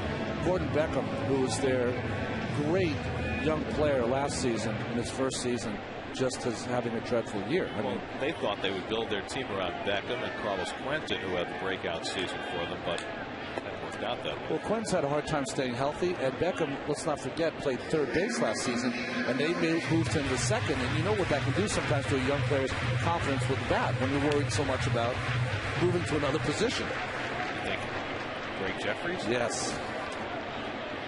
1-0 to Frank Cora, who's 1 for 2. Did we mention Jeffries in our litany of third basemen, by the way? No, we didn't. Because he was a very important a very important turning point in terms of the Mets in the late 80s and early 90s and the way the Mets viewed him when he came up to play third base. Yeah, I think that, for Greg, who is an amazing hitter, you can just look at his record. Probably one of the sweetest strokes you'll ever see. Quickest strokes from both sides of the plate, righty and lefty. Great speed. Offensively could do just about anything. The defensive side was really a problem for Greg, is that not only did he have a hard time fielding position, but his instincts about defensive play were not his strength. Well, he went from third base to second base with the Mets, wound up in left field for a while after he left New York, and finally found a home at first base in the second half of his career, and was at least competent there, which enabled him to play a little longer than he would have otherwise. He might be one of the first guys that was kind of taught how to hit in cage, and numerous drills, and his father was a real student of the game, and they studied the offensive side of the game together. The Ted Williams book, all of that stuff. With those short arms, yeah, really get the bat through quickly. 1-2 to Frank Gore, and Richard checks in on right. He's not getting much of a lead at all at first base. I have to say also for Greg, it was coming into a situation on a kind of a veteran team that, there was a way that rookies acted. Right runs, throw by Hundley, right slides in safely. Stolen base number 11 for David Wright, and the Mets' second of the night. See, Hundley gets a pretty good pitch to throw up, but he fumbles with it a little bit in the glove, and by the time he releases it, it's a good strong throw, but doesn't beat David. David went the first movement there off Richard. It's the only way you're going to steal base off him. Been only 2 steals against Richard all season before tonight, and the Mets have 2 in this game. Pagan and now Wright. Frank Gore trying to pick him up, and he hits one in the air to left center field. Closing ground is Hairston. Backs off and lets Gwynn take it, and that ends the inning. A hit and 1 left.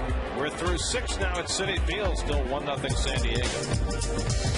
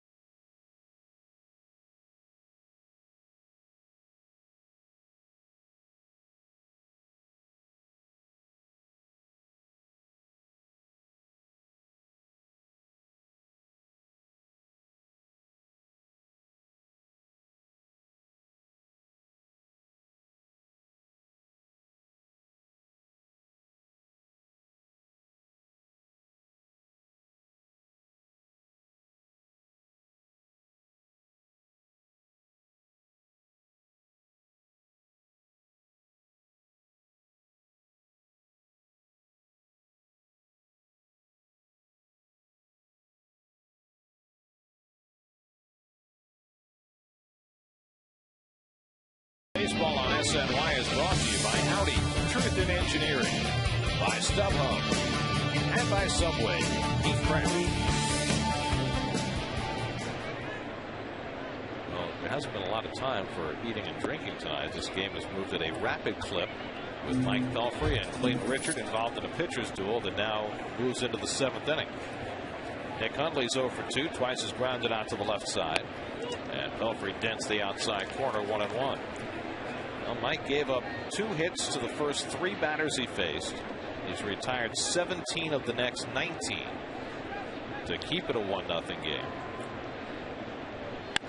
Line to short. Reyes with the grab. One away. So one hard out of the 7th. Will Venable coming up as Mike Pelfrey continues to rack up zeros. Let's check in with Kevin. Take you back to spring training, guys, when Mike Pelfrey, especially at the end, was giving up home runs left and right, and afterwards kept saying that he felt great and that he was confident. Well, Jerry Manuel, if you remember, didn't buy it, so much so that he changed the rotation just for the season starter, took Pelfrey out of the 2 spot, put him in the number 5 spot. And I asked Jerry today, is that a motivational thing? And he said, I wish I could say it was, but it wasn't. It was simply a performance thing. After I did that, we went to Tampa, and I finally saw what I hadn't seen all spring, was him commanding the inside corner, not only with his fastball, but with his changeup and his breaking ball. He hadn't done it all spring, and that made me relieved, and that made me feel like Pelfrey was going to be on track. But I guess the question for me is, guys, do you think that did motivate Mike Pelfrey to all of a sudden be dropped to that number 5? And no matter what anybody says, you go from being second behind Yo Santana to not. I just wonder if that made some kind of mental difference with him. Well, Kevin, I will say absolutely. I would be extremely angry. I always felt after Dwight, although it's hard to call anyone a number 2 after Dwight, maybe whatever I was. But when I had established myself, if the manager would have done that, it absolutely would have put a chip on your shoulder. But I think even more importantly, I think Mike Pelfrey, over the course of the winter and spring training, decided he wanted to be amongst the elite young pitchers as this game moves forward. And all of his work was pictured towards that. Strikes out Venable, his 3rd strikeout of the night. Now starting to come inside against left-handers, going up in the strike zone. Fastball has a little more crispness now here in the 7th inning. You know, I can buy the motivation for being a piece of Pelfrey's success. I can't buy it for why he's 8-1 with a 2.39 ERA. I just think he's developed his pitches, and he's developed a rhythm on the mound that he simply didn't have before. And you know, Jerry has cited the fact that he's able to go to his mouth on the mound now for something that's kept him in rhythm more, and I buy that as a piece as well. As Hairston breaks his bat and fouls one back. Actually lost the bat and fouled it back. But you know, I think that when you get a pitcher who's reached a certain point in his development, a young player really of any kind, and all of a sudden it kicks in that he gains his confidence and understands just how good he is. Sometimes you see this kind of turn in a guy's career. I think there's a real seriousness to what he does. And I think also, I'm going to bring this up, and it's kind of a strange point. I haven't made it about anyone else. This ballpark has allowed Mike to say to himself, I am going to be aggressive. I'm going to go right after hitters. And what he's done is, by doing that here in this ballpark, it's taken that show on the road, too. So he has that confidence to be so aggressive in the strike zone.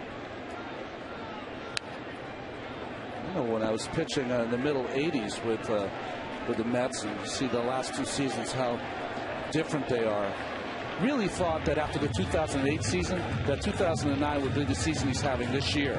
But I think there's also a piece of 2009 when he got off badly. The Mets had a lot of people hurt. They didn't play very good defense behind him, and I think it all tumbled downhill from there. Well, I think he artificially tried to take his game up a notch instead of organically letting it happen. And I think once he tried to rush it, he took 2 steps backwards. And he did not want that to happen again. He went to spring training with a purpose. He learned the pitches, and he's one of the horses now for Jerry Manuel. I mean, think about the difference for Pelfrey just having Jose Reyes on the field for a ground ball pitcher like Mike, as opposed to the cast of characters the Mets sent out there last year. And that's, you know, not to disparage anybody, but Reyes can get to balls and make plays with his arm that those other guys just can't do. Reyes changes the whole game for Pelfrey because he gets the balls. He also gets outs. He limits the pitch count. There's many things that good defensive play can do for a person who lets the ball put in play. I'd throw Ike Davis into that equation as well. Here's the 1-2 to Hairston, too high. Yeah, we watched for a while there that any ball hit down to first base was going to be a hit.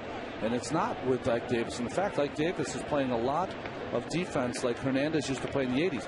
Way off the line, taking that hole away from the right-handers hitters, and he's made 2 plays tonight. Hairston yanks one foul. I can tell you, if the first baseman is good, not even watching the field, how far they get away from the base. Because bad defensive players, they want to be real close to that base, so they have 2 steps to go over there and try to make the catch. But, you know, you were a guy who got ground balls in your career, and if you had people behind you who were competent fielders, it had to just build on your confidence, right? Yeah, you just work together in tandem. 7th pitch of the at-bat to Jerry Hairston. And it's in there for a call, strike 3. Well, Tim Welty's in a big strike zone all night. It benefited Pelfrey. Back-to-back strikeouts. Still 1-0.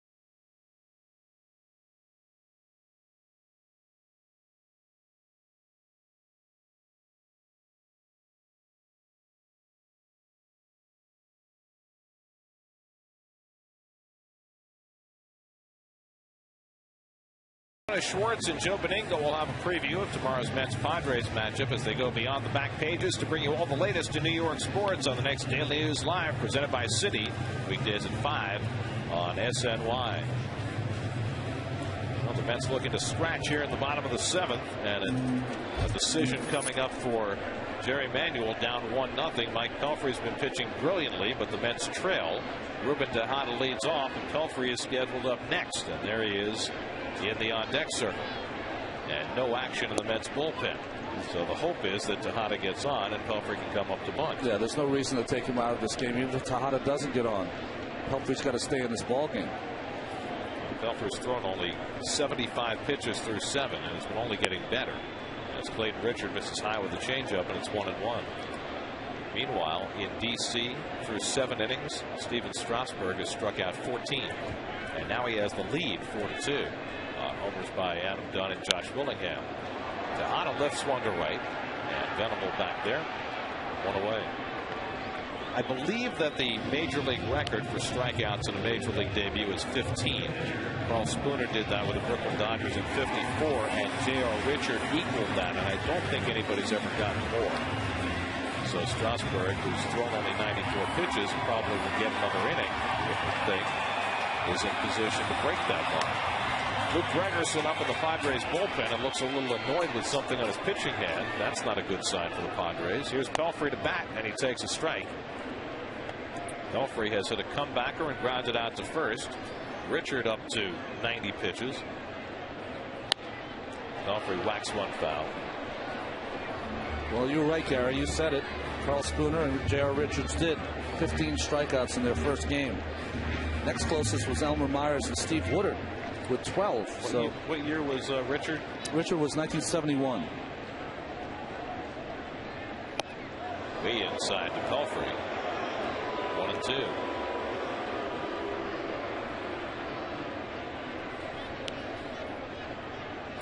So Pelfrey rebuckles.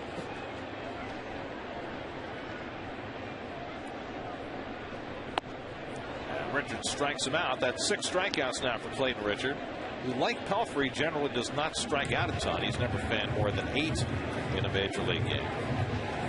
So 2 out and nobody on, and back to the top for Jose Reyes, who's been aboard twice tonight with a single and a walk. The walk that Reyes drew in the 5th inning is the only walk that either pitcher has surrendered tonight.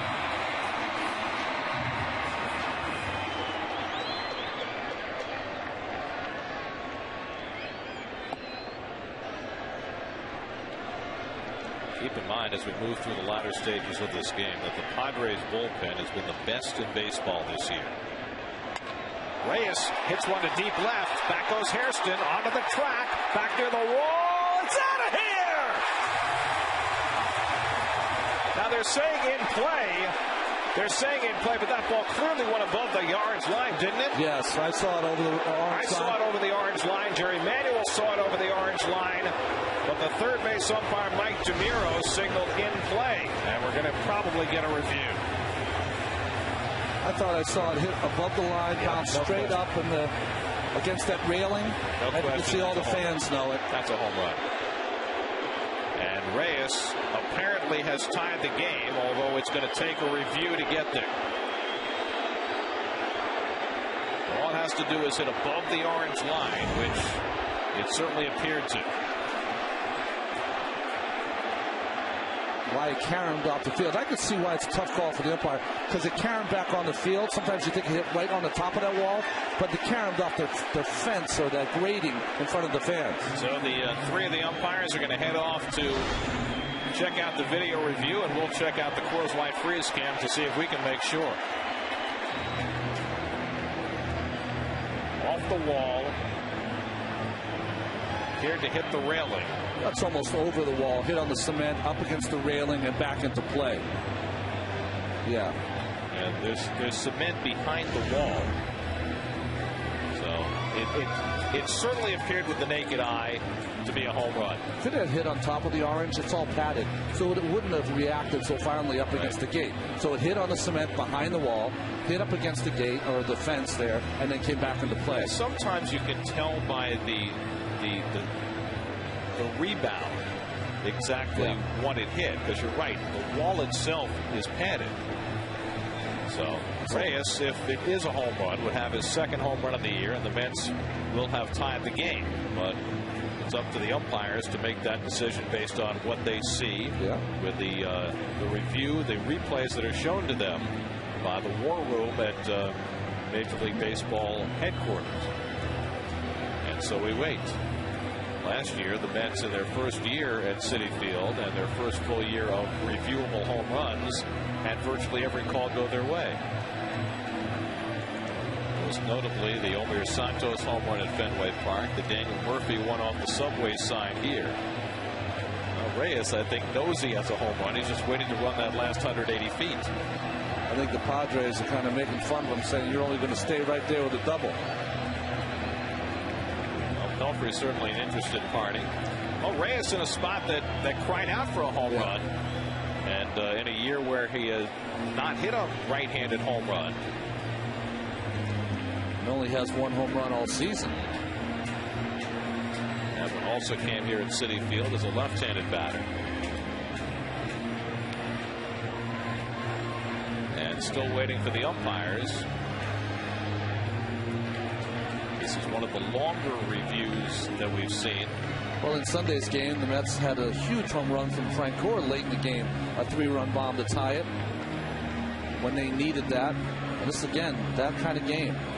You need to get this game tied, and that'll become a battle of the bullpens. Reyes and Adrian Gonzalez in jovial conversation. Gonzalez couldn't get it out to left field earlier in the game. Hit one high off the fence that went for a double after hitting 2 opposite field bombs at Citizens Bank Park last night. You can see Dave Joust talking with Jerry Manuel. He probably went down the tunnel and watched it on TV, and he's explaining it to Jerry right now. Right. What Joust is saying is they should raise the railing so it can go underneath instead of, and it's a home run.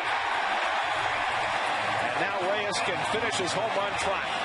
His 2nd home run of the year has tied the game at 1 in the bottom of the 7th. So the umpires saw what we saw. And Reyes has put the Mets on the board.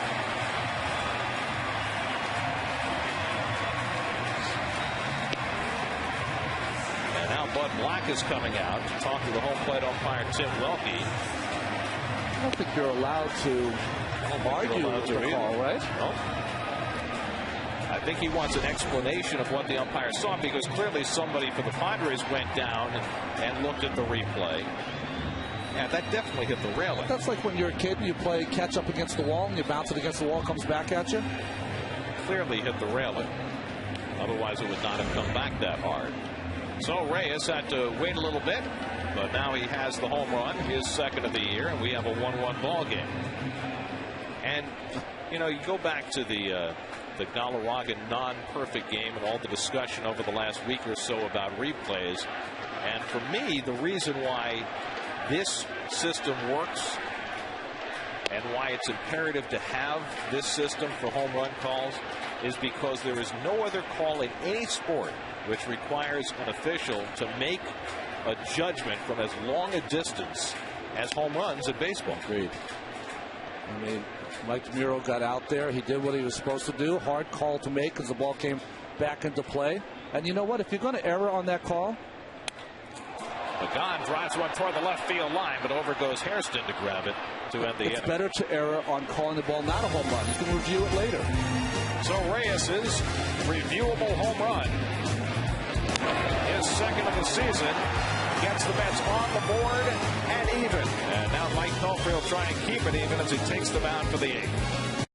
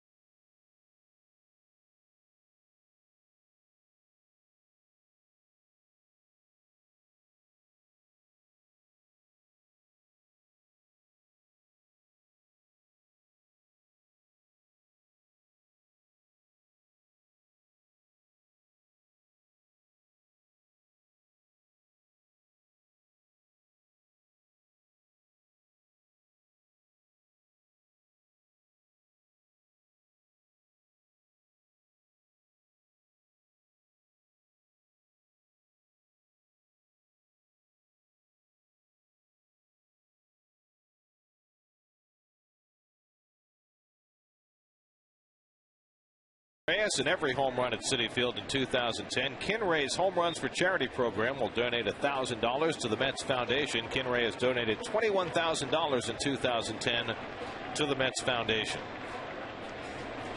Tony Gwynn leads off the 8th inning in a 1-1 game and takes low from Mike Pelfrey. That was only the 76th pitch of the night for Pelfrey. Gwynn has one of the 4 San Diego hits. He singled to right center in the 5th. There's a strike, 1-1. Lance Sawatsky has come out on deck to bat for Clayton Richard, who's thrown 98 pitches through 7 and appears to be done for the night. Richards is the kind of guy they keep around 100 pitches. And Gwynn lines one to center. Pagan coming on to make the grab. Boy, Angel got a great jump on that ball. What we love about Pagan is he's got so much confidence as an everyday player that he has playing aggressive. And he knows in this 1-1 game, the defense is as important as anything for Mike Pelfrey. Aggressive to the ball, great jump. He made a tough play look very easy. Mike Adams is up in the bullpen for San Diego. So Richard has done. His only chance to win is if the Padres score for him here in the 8th, and Lance Sawatsky will be the pinch hitter.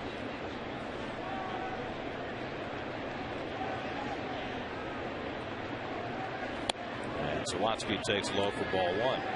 Elmer descends the right-hander, Pedro Feliciano, in case Belfry needs help in the 8th inning.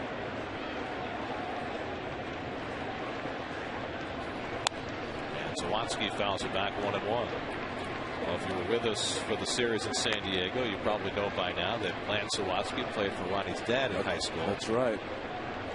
He's looked pretty good as a young hitter. He got his first RBI against the Mets in that series.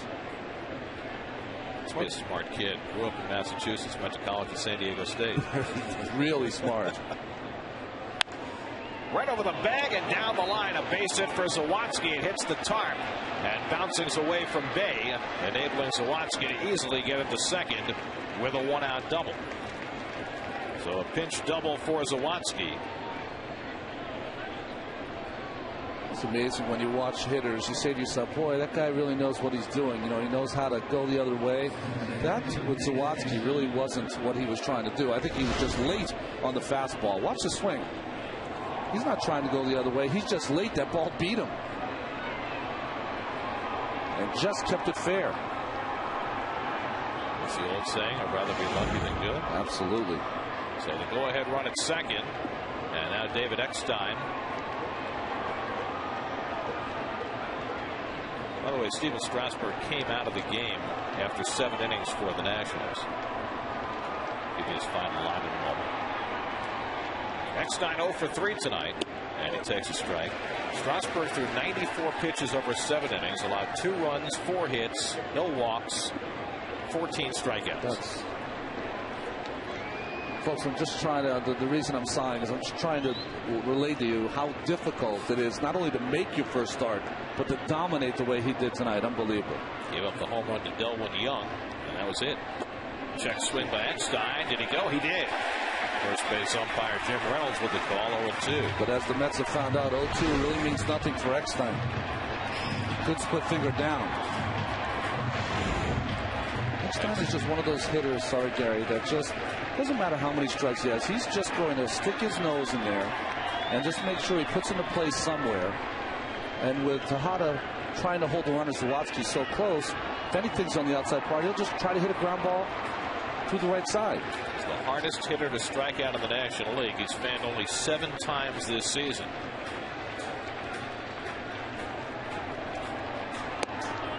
Inside 1-2, and of course on Wednesday in San Diego, this 2-out 2-strike hit against K-Rod that tied the game in the 9th inning. The other thing that Eckstein will do is you've got him in this hole. He gets even closer to the plate. He'll get those hands right over the plate, and he'll get hit by a pitch. Look where his hands are. Right elbow, right on the inside corner. 1-2 from Pelfrey. He struck him out. Now the toughest man to fan goes down before Mike Pelfrey. 5th strikeout of the night. Boy, Pelf has gotten better as the game gets on. Look at that late sink. Starts right in the inside corner and then just ties him up. No shot to put that ball in play.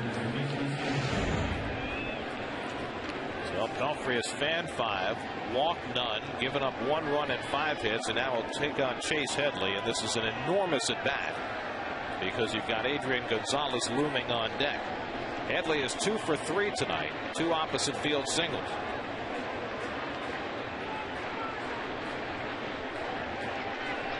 Go-ahead run at second with 2 down. And Headley fouls one away.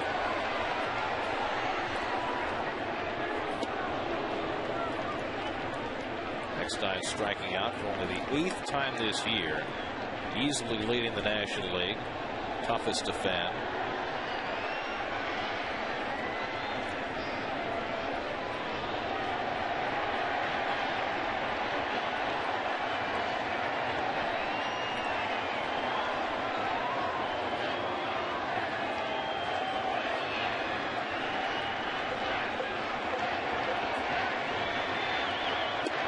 Swings and misses at the high fastball, and it's 0-2.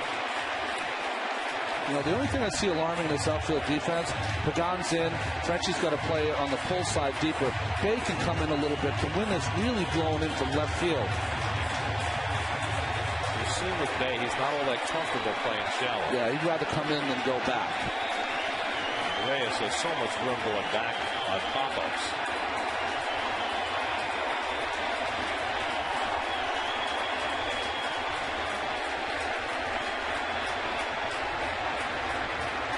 To Headley, fouled away.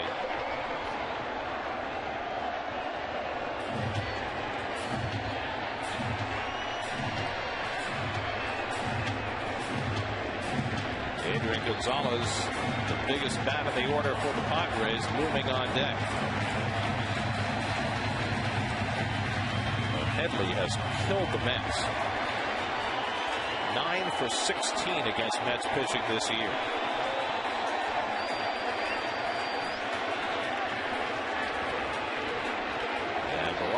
For what I believe is the first time tonight, goes out to talk to Pelfrey. You know, I think they don't like to go out there and disturb Pelf in his rhythm.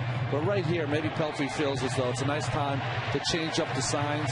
Even though Zawatsky's a rookie out there, just don't want to. I think he's gone upstairs twice, and Headley has fouled both of those pitches off. I think Mike wants to try to get him out down.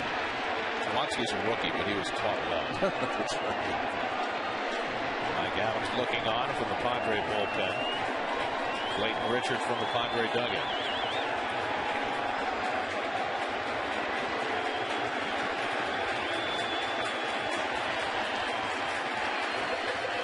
And now Headley steps out on Pelfrey. That's what he's done against Met pitching this year. Torn him up.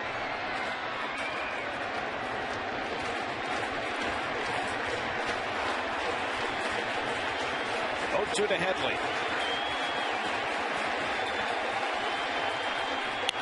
Driven to right field, and Francoeur is right there, and the inning is over. Mike Pelfrey works around Zawatsky's double. He's through 8. That's coming to bat in a 1-1 game.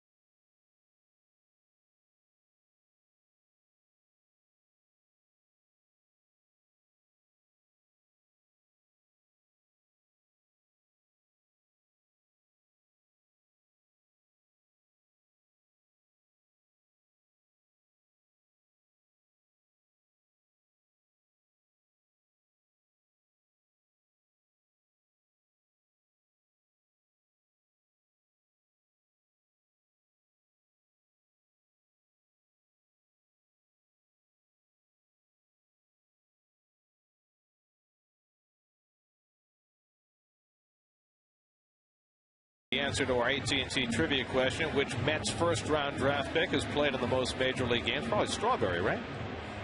Tim Foley. Wow. How about that? Because he went on to play for other teams. In Montreal. Pittsburgh. Yep. And others. Mike Adams, who was a Met for a moment back in 2006. comes on to pitch for San Diego. He's been terrific. Amazing. He's not been scored upon in his last 8 innings pitched. And with those 26 outings, 22 have been scoreless. Part of the batting order for the Mets in the home 8th inning. Jason Bay leads off and lifts one down the right field side. Venable over, across the line, and can't get to it. It's in the stands.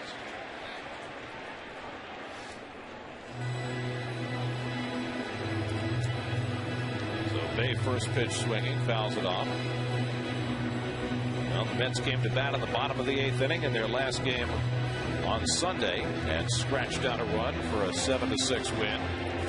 Would love to do it in similar fashion here and give Mike Pelfrey a chance to go to the mound for a complete game victory. Too many of those floating around anymore. Bay fouls one back, 0-2. But Pelfrey has thrown only 89 pitches through 8 innings. And even though K-Rod is up in the bullpen, you have to think that if the Mets get a lead, Mike will be given a chance to go for a complete game.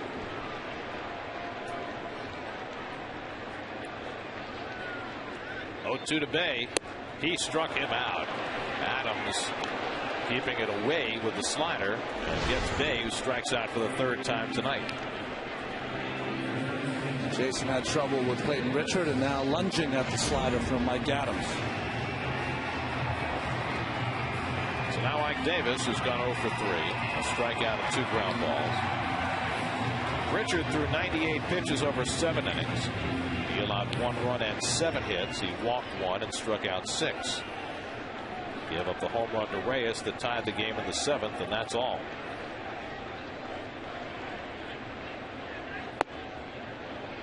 Ball 1 to Davis.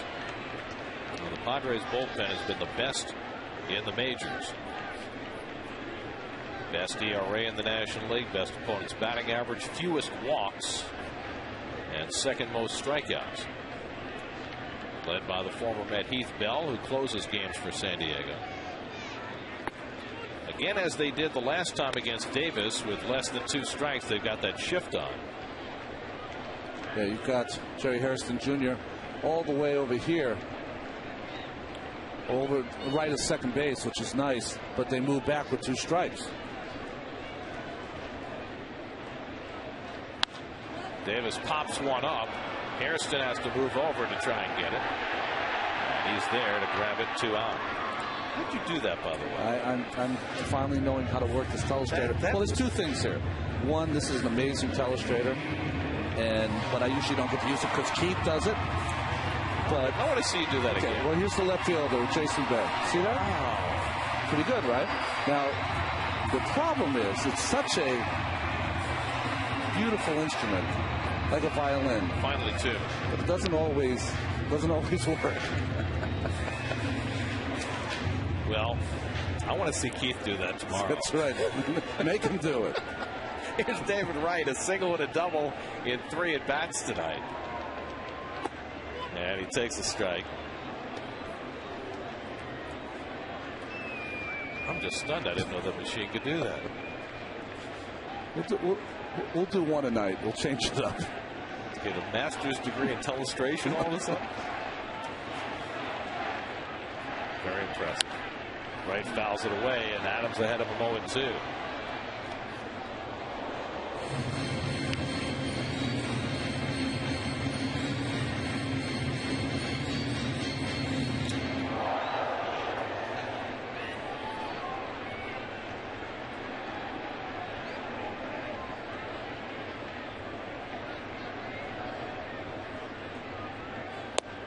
Just off the plate.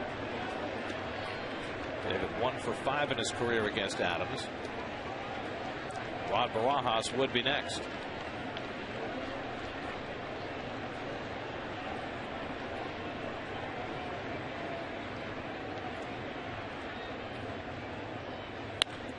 To shortstop, Hairston running around it on the backhand and throws right out at first base. A 1-2-3 inning for Mike Adams against the heart of the Mets order. Now we go to the 9th. Pelfrey ready, tied at 1.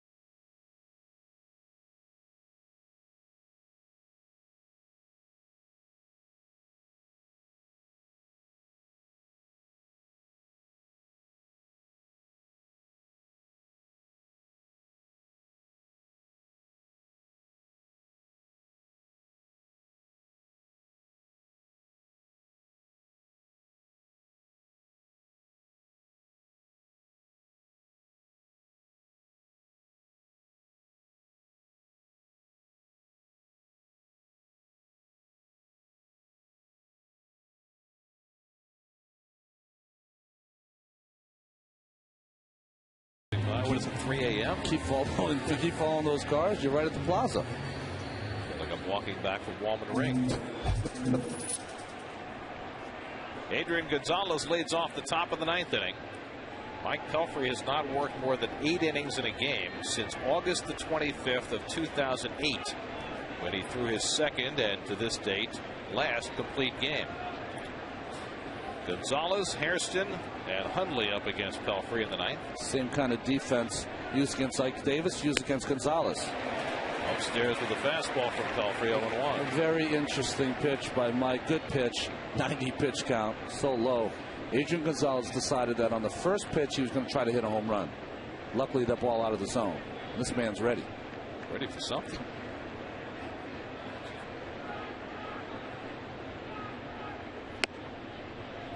Pelfrey with a better than 3-to-1 strike to ball ratio tonight. Scott Hairston to follow, and then Nick Hundley.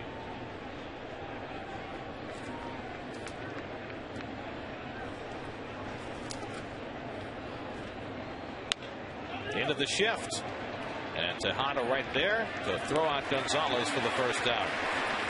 Let's see what's coming up on Lincoln Mercury Postgame Live. Check into the studio with Chris Carlin and John Franco.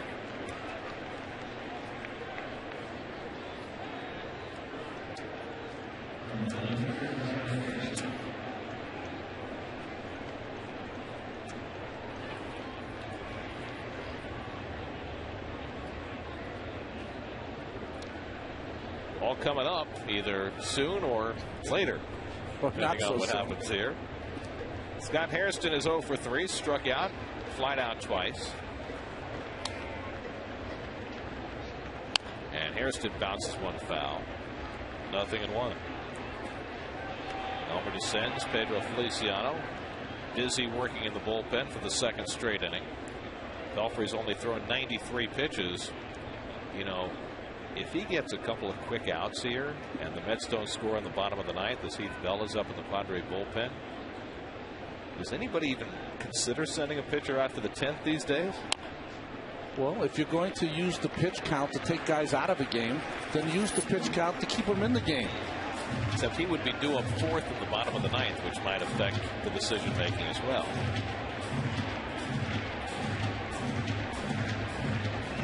For the record, the last Met pitcher to go 10 innings, Bobby Jones, 15 years ago.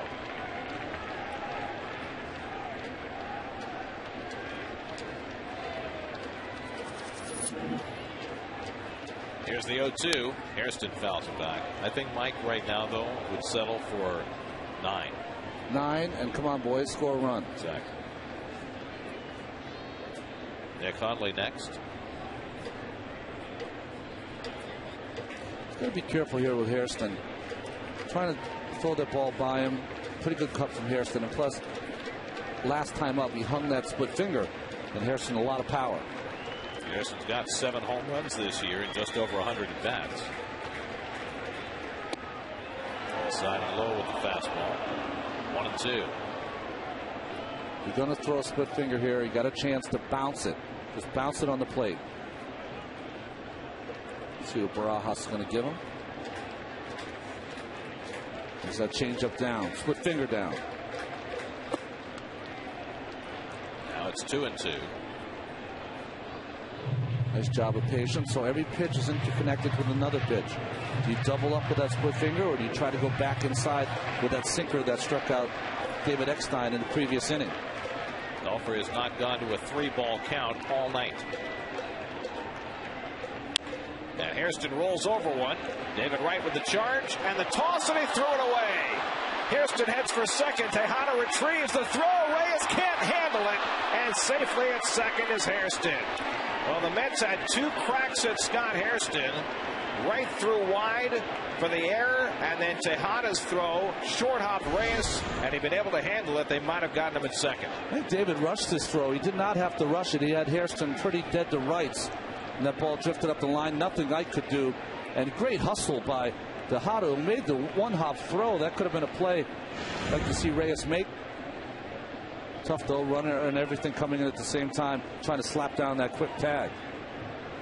It's an error all the way on David Wright. And now the go-ahead run at second with one out with Nick Hundley at the plate. Hundley is 0 for 3, lined out to short his last time up. Dan Warthen heading to the mound. But Pelfrey is going to get every chance to finish this inning. Certainly has shown no signs of weakness here. 98 pitches on the night. Has not gone to a 3-ball count the entire game. He's given up just 5 hits. Just made a terrific pitch on Hairston to get that ground ball. I think what happens is a little frustration on a pitcher's part after an error, and Dan Warthen's going to remind him, hey, listen, that is water under the bridge. Right back to work. So Hundley, who has been the hottest hitter in the Padres lineup over the last 3 weeks, gets a crack here. He's hitting .382 this year with runners in scoring position. Tonight he's grounded out twice and lined to short.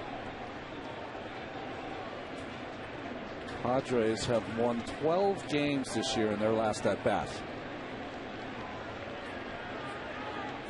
This has been their season. Close, low-scoring games. And Hundley takes a fastball for a strike.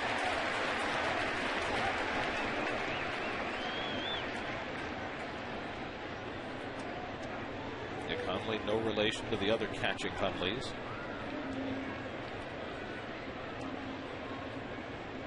Pelfrey about to throw his 100th pitch of the night. He's the Gustavo Molina of Hundleys. That's right. That's right. No, you gotta love this. You don't see this very often anymore. 4 at-bats against the same pitcher. Every at-bat now interconnected into this at-bat. What did he pitch? How's he trying to get me out? Good sinker by Pelfrey, and it's 0-2. And I think what Pelfrey's done even better than I've ever seen him do is he's changed up as he's gotten later in the game, gone more with the fastball inside as opposed to the split finger early in the game. Got Nick Hundley talking to himself as he tries to get himself ready for this pitch. Where do you go here? I think that you want to show another pitch in and then try to get him away. That inside fastball is working so great late here in the game. You could go pound it inside. 1-2 now to Hundley. Now that's 3 in a row. Never want to throw 4 in a row. So now he's got him so conscious that he wants to get him outside. As you see Will Venable on deck, he can either throw fastball away or he can bounce, and I mean bounce, a split finger.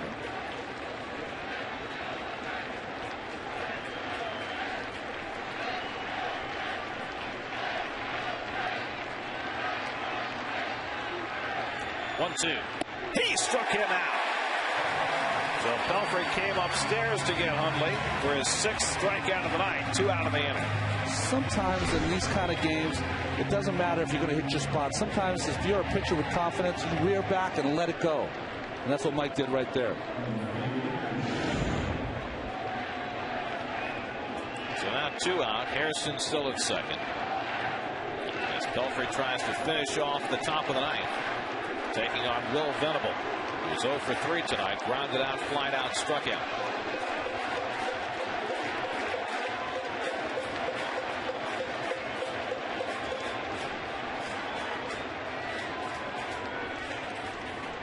And Venable taps one right back to Pelfrey. So Pelfrey goes 9. It's a 1-1 game. And now the Mets will try and get a win for Pelfrey with Barajas to lead off the bottom of the ninth.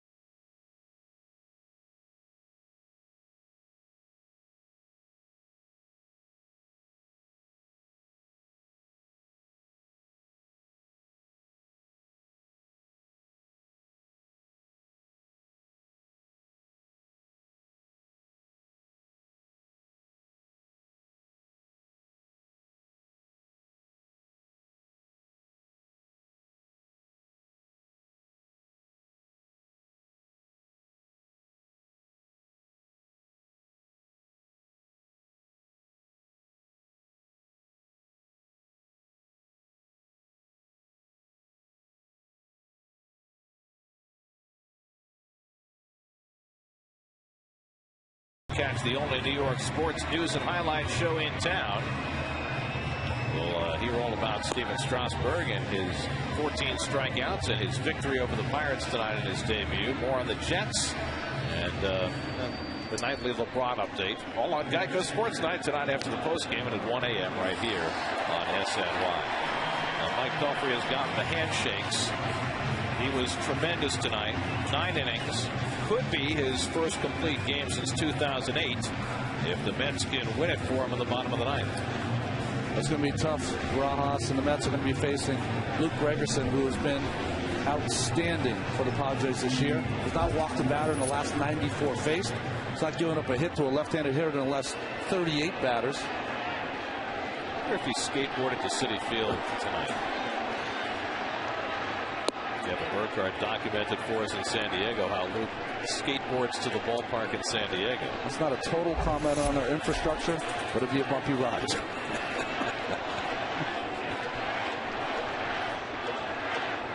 Rojas weaving at that slider, and it's 0-2.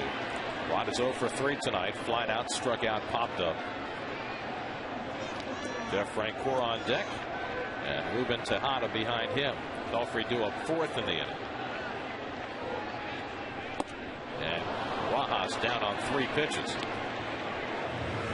So 1 away in the last of the night. Here's Carter with a bat in his hand, hoping for a pinch hitting assignment. He's had a bat in his hand since 2 o'clock this afternoon. Undoubtedly. In fact, he batted today during a batting practice session thrown by John Maine. Here's Francoeur, 1 for 3, extended his hitting streak to 11 with a second inning single. Hit the big tying home run on Sunday. K-Rod getting up, ready to pitch the 10th inning if the Mets do not score on the 9th. Francoeur on Sunday hit that 3-run home run on a hanging slider. Mostly what he'll see from Gregerson will be sliders.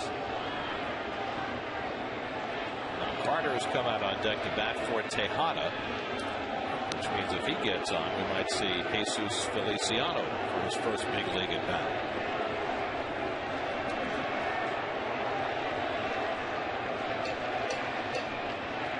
Sets up a dream scenario. It does. Doesn't it? It does. 1-1 to Francoeur, and a fastball taken high, 2-1. Just become a much more patient hitter during this hot streak. Working himself into positive counts. And he swings through the fastball, 2-2. That might be the best pitch he gets to hit. Just got enough, Gregerson, to get that ball by. It throws 90, but it has a hard slider. There's Feliciano, the 31-year-old rookie. I think he's a little nervous. Swing and a foul tip held by Huntley. 2 out. So back-to-back strikeouts for Gregerson to start the last of the night. Another fastball right in the middle of the zone, but up. A weakness for Jeff. So now Chris Carter will see if he can end this game with one big swing. Carter 4 for 13 as a pinch hitter. Pelfrey's only chance to win is if the Mets score for him here in the bottom of the ninth. But win or no decision tonight, Pelfrey was dominant again. 17 innings in his last 2 starts, both against San Diego. And he's allowed just 2 runs and only 9 hits. And Carter takes a slider for a strike. Said before that Gregerson's only allowed 1 hit for the last 38 left-handers he has faced.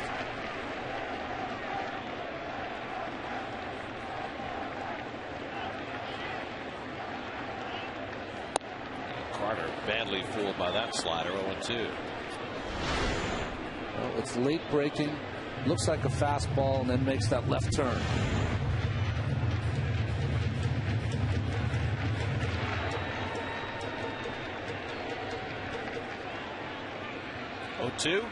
And he struck him out on 3 pitches. Gregerson strikes out the side in the bottom of the ninth and sends this game on to extra innings.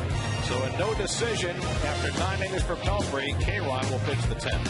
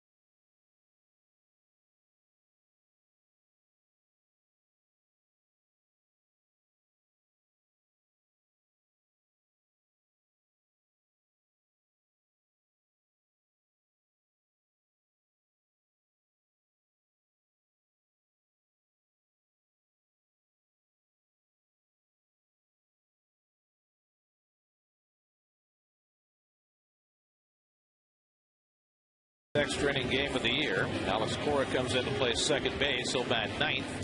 And on to pitch and bat eighth is Francisco Rodriguez. Well, what you do in home games gives you the advantage. You're able to bring your closer in to face these Padres in a tie game. Last time K-Rod faced the Padres, he went 2 1/3 innings in relief. Lewis save in the ninth, stuck around to pitch the 10th after having come on in the 8th in that game. Jerry Hairston leads off in the 10th inning and swings and fouls one back. The Padres playing their 10th extra inning game. They have gone 6-3.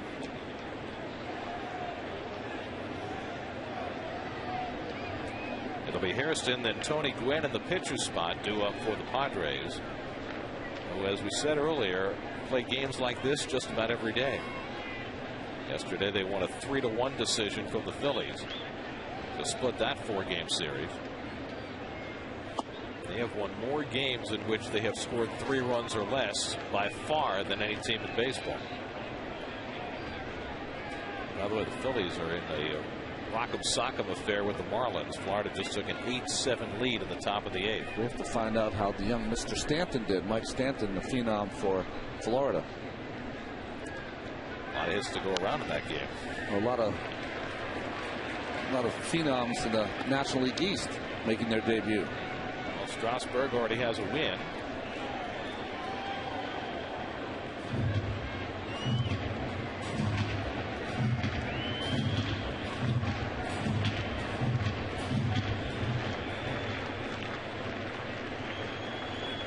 K-Rod ahead on Jerry Hairston Jr. 1-2.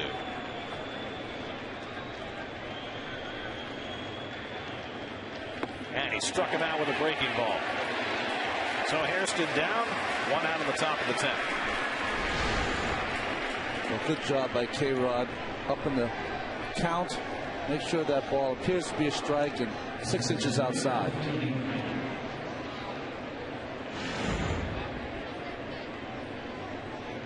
So 1 away. Now Tony Gwynn Jr. will step in.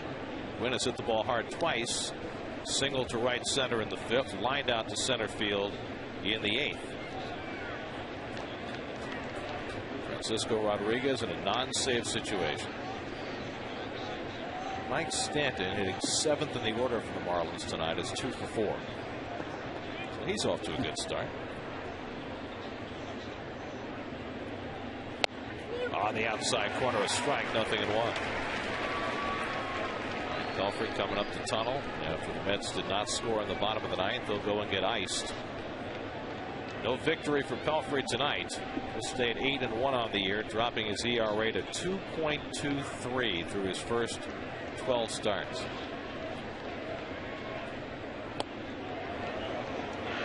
1-1 to Gwynn.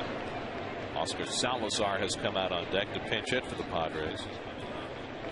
I'm sure our friends with Elias will let us know tomorrow, but that's got to rank in the top 5 or so of any pitcher that's ever pitched for the Mets in their first 12 starts to start any season. Well, the only other Mets to win 8 of their first 12 starts and have an ERA under 2.5, Johan Santana last year and Bobby Jones in 1997. And that's it. I mean, Seaver, Kuzman, Matlack, Good, Darling, nobody did.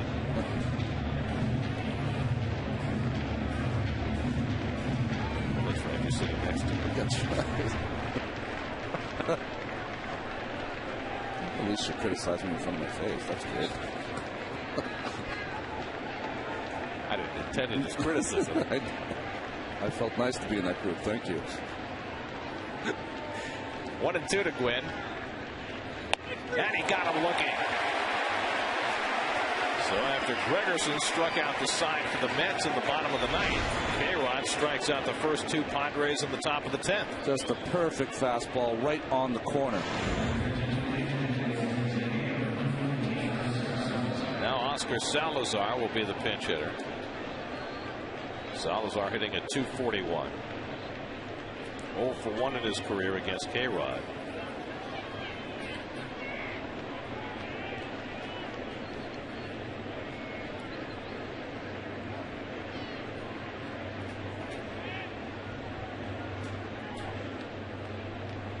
We talked about it when we were in San Diego.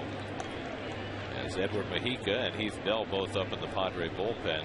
The fact that Matt Stairs, the big bat on the Padres bench, doesn't have great career numbers against K-Rod.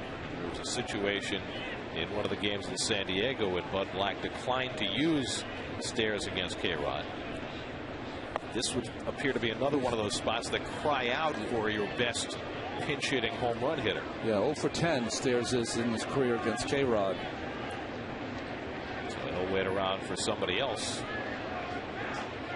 42-year-old Canadian slugger.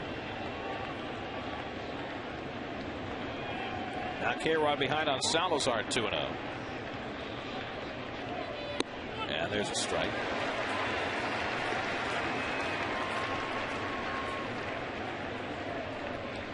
David Eckstein would be next. Is it just me, or does K-Rod seem to be doing fewer gyrations on the mound tonight? Yeah, I think he's concentrating on hitting his spots. I mean, that's the key. I think sometimes he's going to find a fine line because he needs to pitch on emotion, but he can't be too emotional. He can't be out of control. And tonight, he looks so in control.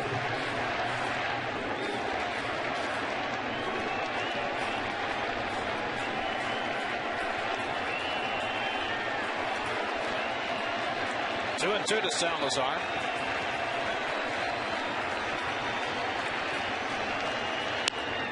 Line shallow left, in comes Bay. Side retire. 1-2-3 inning for K-Rod.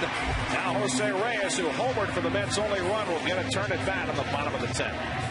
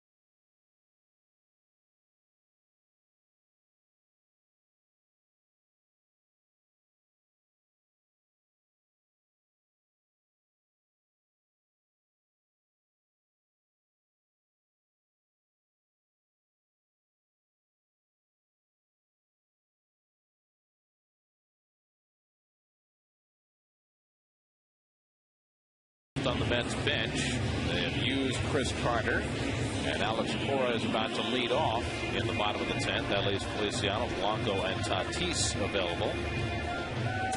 I like that thing. It's beautiful, isn't it? It's nice. Got the spot shadow and that in the same night. Cora floats one to the left side, and the shortstop Hairston is there to pick it off. One pitch and one out for Edward Mujica in the bottom of the 10th.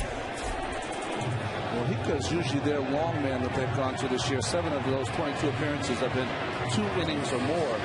The Mets got to Mujica over in San Diego. Ike Davis hit a 2-run home run off into center field that put them ahead to stay. Well, Jose Reyes has accounted for the Mets' only run tonight on a home run that needed replay to be put on the board in the 7th inning. Pedro Feliciano getting ready in the Mets bullpen. Reyes is 2 for 3 and a walk tonight. Bats left-handed for the first time. Batting right-handed in the 7th.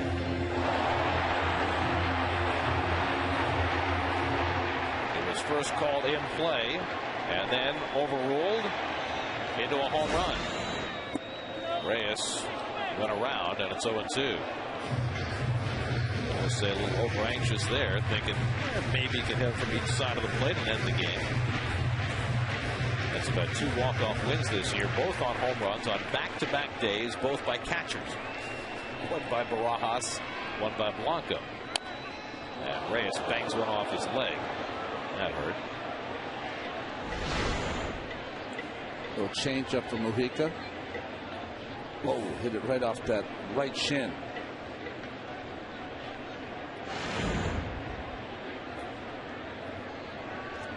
So Ray Ramirez will come out to have a look. That was just above the ankle. You get over it, but those things smart like nothing you've ever felt. Only thing I can equate it to, but the pain lasts longer. You know when you stub your toe on the furniture at night and that initial pain, you have that for about 5 minutes though. Which, if you hit a slow ground ball and need to run hard to first base, probably doesn't help.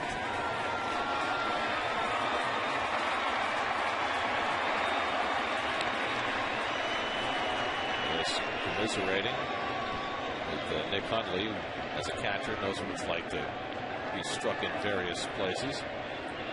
Mujica had 0-2, and Reyes fights one off. Reyes had been struggling coming into the day, but this has been a very encouraging day at the plate. Angel Pagan on deck. His base hit in the third snapped an 0 for 8 stretch. He's now been on base 3 straight times.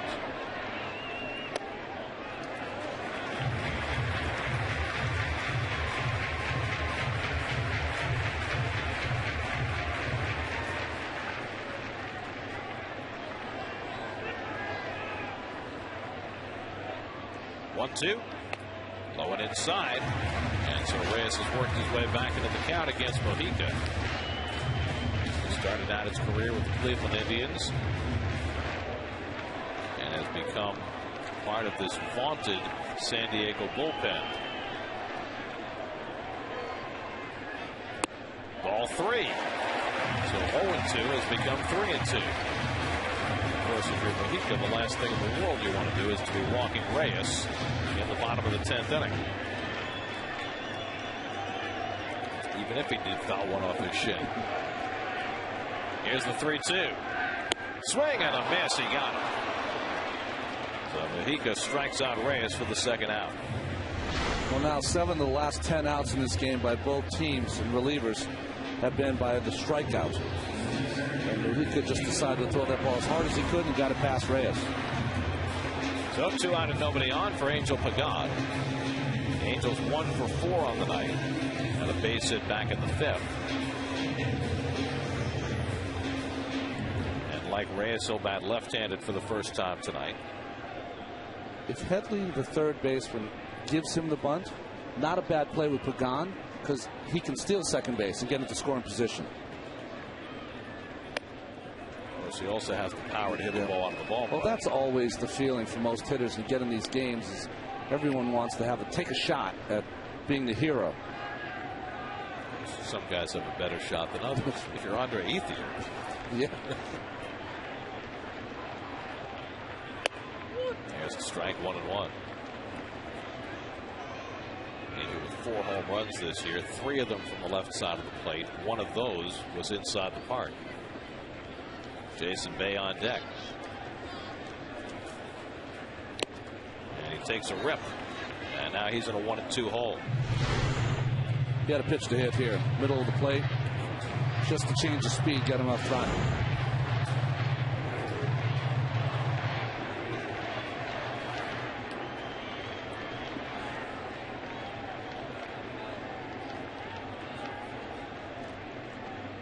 One-two to Pagan. And he hits it in the air to deep right field. That goes Venable to the wall. It's off the fence, in play. To second goes Pagan, takes the turn, heads for third. He's in with a triple. Now a fan might have reached over and touched that ball. nonetheless, if it's fan interference, they should still place him at third base, and that's what the home plate umpire Tim Welke is saying, that regardless of fan interference, Pagan would have had a triple. It's certainly not a home run. I don't believe so anyway. No, it's not a home run. It was going to be short, right, just off that red part of the sign, and kind of caromed back and forth. I don't even know if a fan hit it. Oh, he did, right in his hands. The question is, if the fan had not touched it, where would have Pagan ended up? It's not a double automatically the way it would be if it bounced into the stands. It's up to the umpire's judgment as to where the runner would have ended up had the fan not touched the ball. Well, the tough part is that if we see the replay again, where the ball caromed to, and if it caromed away from the right fielder, then it's a problem. Interestingly, both managers are out there. Bud Black is saying it should be a double. Jerry Manuel's wondering whether it should be a home run. Clearly, it should not be a home run. The ball was not going to clear the line. As you look at the replay. Well, once it hits the fan's hands, that was going to be below. Yeah. It would have hit the orange line at best. Yeah, they're reaching out, a foot and a half out into the fair ground. But the carom is the problem because it bounced away from Venable in right field. So the question is, if it had not hit the fan's hand and hit the wall, would it have come back straight to Venable and enabled the Padres to stop Pagan at second base? So it's either going to be a double or a triple. And the umpire is trying to determine that right now. There's a big difference because Mojica throws a lot of balls in the dirt. Never know what can happen. You can see the umpire, Tim Welke, saying to Jerry and the Bud, give us a second. Don't invade our space here as we talk about what should be done. If the umpires have no reason to think it's a home run and they don't, then it's not subject to replay. This is subject to the umpire's discretion on the field as to what they think would have happened had the fan not touched the ball. The only way they can go to replay is if they think there's a chance it could be a home run. And now Welke is talking to Black, which makes me think that they're going to leave Pagan at third base. Now Jerry is still out there because I think Jerry wants the umpires to look at a replay to see whether it should be a home run. But I think the umpires probably saw what we saw, which was there was no way that ball was going to clear the orange line. David Eckstein and Jerry Manuel involved in conversation there. So they're going to leave things as they are. Neither manager is going to get any satisfaction. Black thinks it's a double. Jerry thinks it might be a home run, but it winds up being a triple. Well, I think Jerry's right in a way that, why not review it? Obviously not to us because we've seen many replays of it, but why not review it? But Bud Black is saying that the carom got away from my right fielder, and that's the reason that Pagan got to third base. And that's what he's saying. He's saying that ball deflected this far. Well, let's see if we can track the runner with the fan interference. The ball is touched there, and Pagan is halfway between first and second. No, really didn't get that far away from Venable. He was right underneath that. The ball one-hopped back to him. And just that great speed of Pagan made that play. Yeah, we're not talking about a plow horse going around the bases there. So it's Pagan's fourth triple of the year, despite the fan interference. So now the potential winning run is at third with 2 out. Bay can sort of turn around his whole night. Just not been a good one. 0 for 4, 3 strikeouts. Twice has come to bat with runners in scoring position and struck out. Mojica misses outside ball 1. Now, if you're Mojica, you can play with the strike zone as much as you want. Well, if Bay wasn't up, Angel Pagan could even think about stealing home just as long as he takes to get rid of the ball. Ground ball, third base. Headley handles it and throws on target, and we'll go to the 11th inning. So the triple by Pagan, he ends up stranded at third, and we play on at City.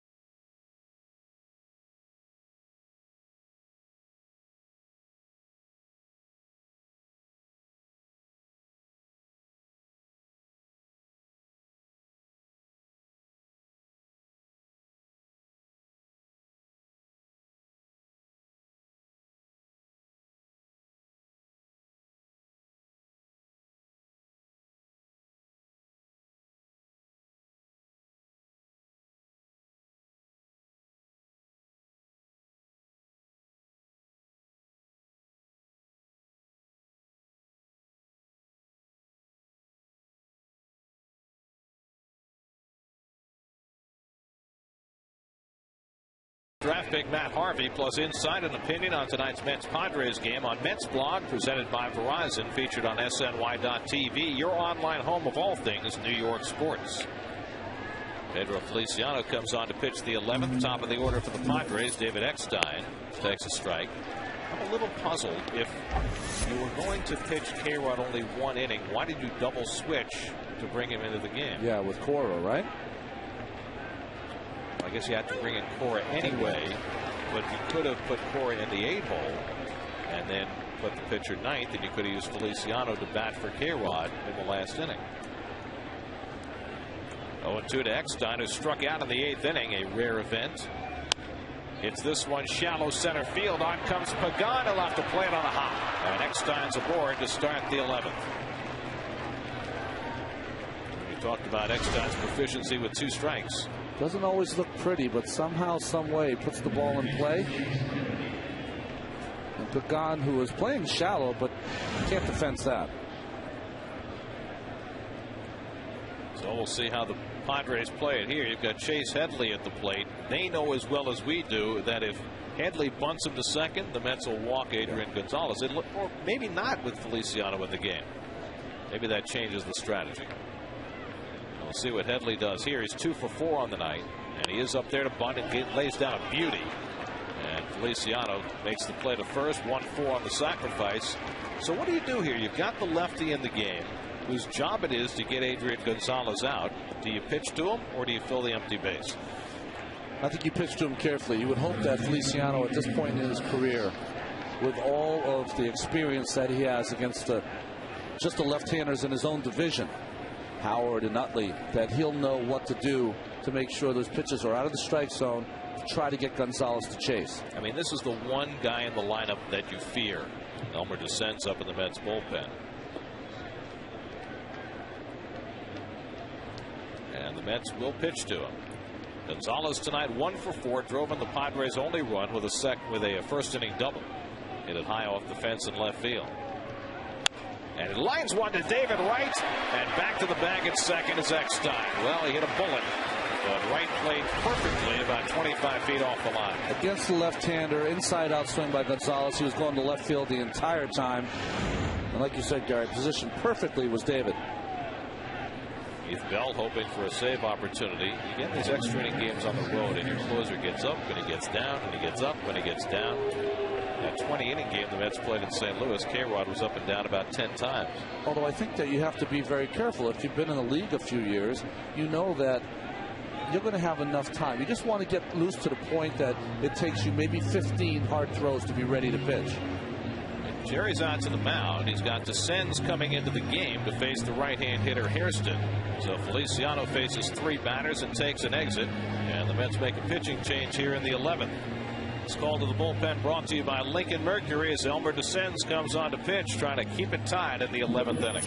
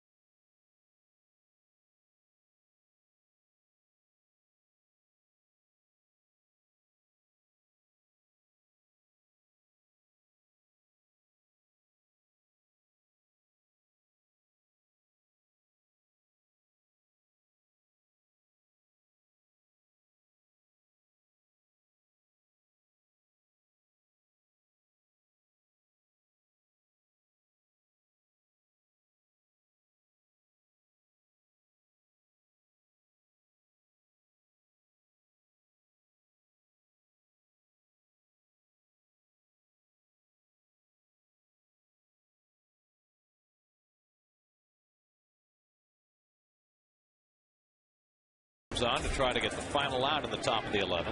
Well, Elmer's been outstanding. He has not allowed a run his last 5 games. It's 2/3 of an inning on Sunday. Gave up no runs, 1 hit. Comes in to face Scott Hairston with the go-ahead run at second. And he comes inside to Hairston, who's 0 for 4 on the night. Last time up at a slow ground ball. David Wright threw it away for an error in the 9th, but Mike Pelfrey was able to work around that jam. Pelfrey went 9 for the first time this year. In fact, the first Met pitcher at all to go 9 innings this year, but not a complete game on this night. And Hairston with a check swing tapper, 1-1.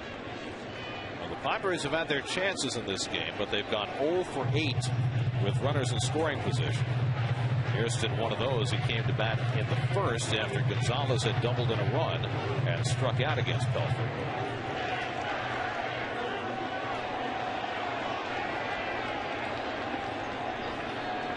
"39-year-old Elmer descends. Has all of a sudden taken on a hugely prominent role in the Mets bullpen.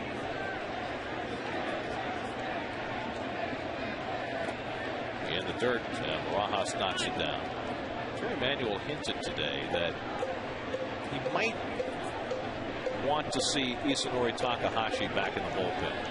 He said that the bullpen really hasn't been the same since Takahashi went into the rotation. Yeah, well, Takahashi was so valuable coming on deck. And that's why John Maine is going to go probably make some starts in the minor leagues. If they're successful, I think he'll be put right back in the rotation. Takahashi back in the bullpen. Takahashi's had 2 uneven starts in a row after starting out well. Hairston fouls it back 2-2. It's going to be a strange season to be a Padre. Every game's tight. Every game's low scoring. They must be on their bench every night. Here we go again.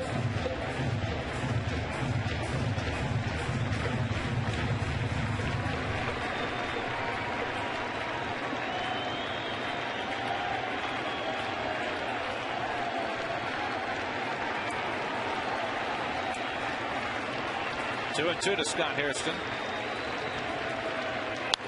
Popped up foul. That'll come back out of play. Great pitching performance tonight in St. Petersburg. Jeff Neiman threw a complete game 2-hitter against a very hard-hitting Toronto team. Like all those starters, they're just having great years in Tampa Bay. That's why they've gotten off to this great start. Meanwhile, for the Giants, Matt Cain has found out that the best way to get wins is to not allow a run. The Giants beat the Reds 3-0 tonight behind Cain. Found out that the last few years, if you give up 1 or 2, you might lose. Is that back-to-back shutouts? Threw a 1-hit shutout, maybe the start before.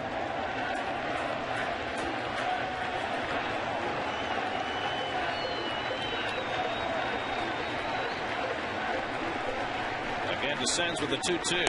He struck him out. Elmer descends, comes in to strike out Scott Hairston.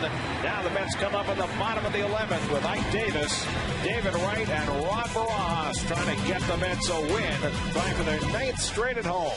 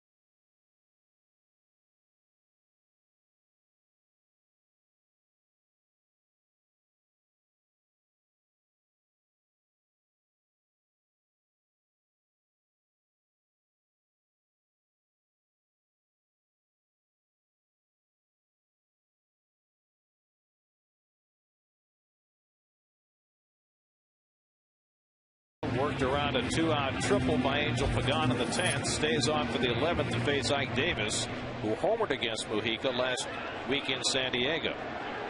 Davis tonight 0 for 4. And Ike swings and misses at the changeup, 0-1. Is that a split he's throwing? Yeah, it's kind of a split finger that he turns over. Good pitch. David Wright on deck. Ike is 0 for 8 since his 4 for 4 day on Saturday. 1-1 Davis. Ike hit a hanging breaking ball from Mujica over the center field wall in San Diego.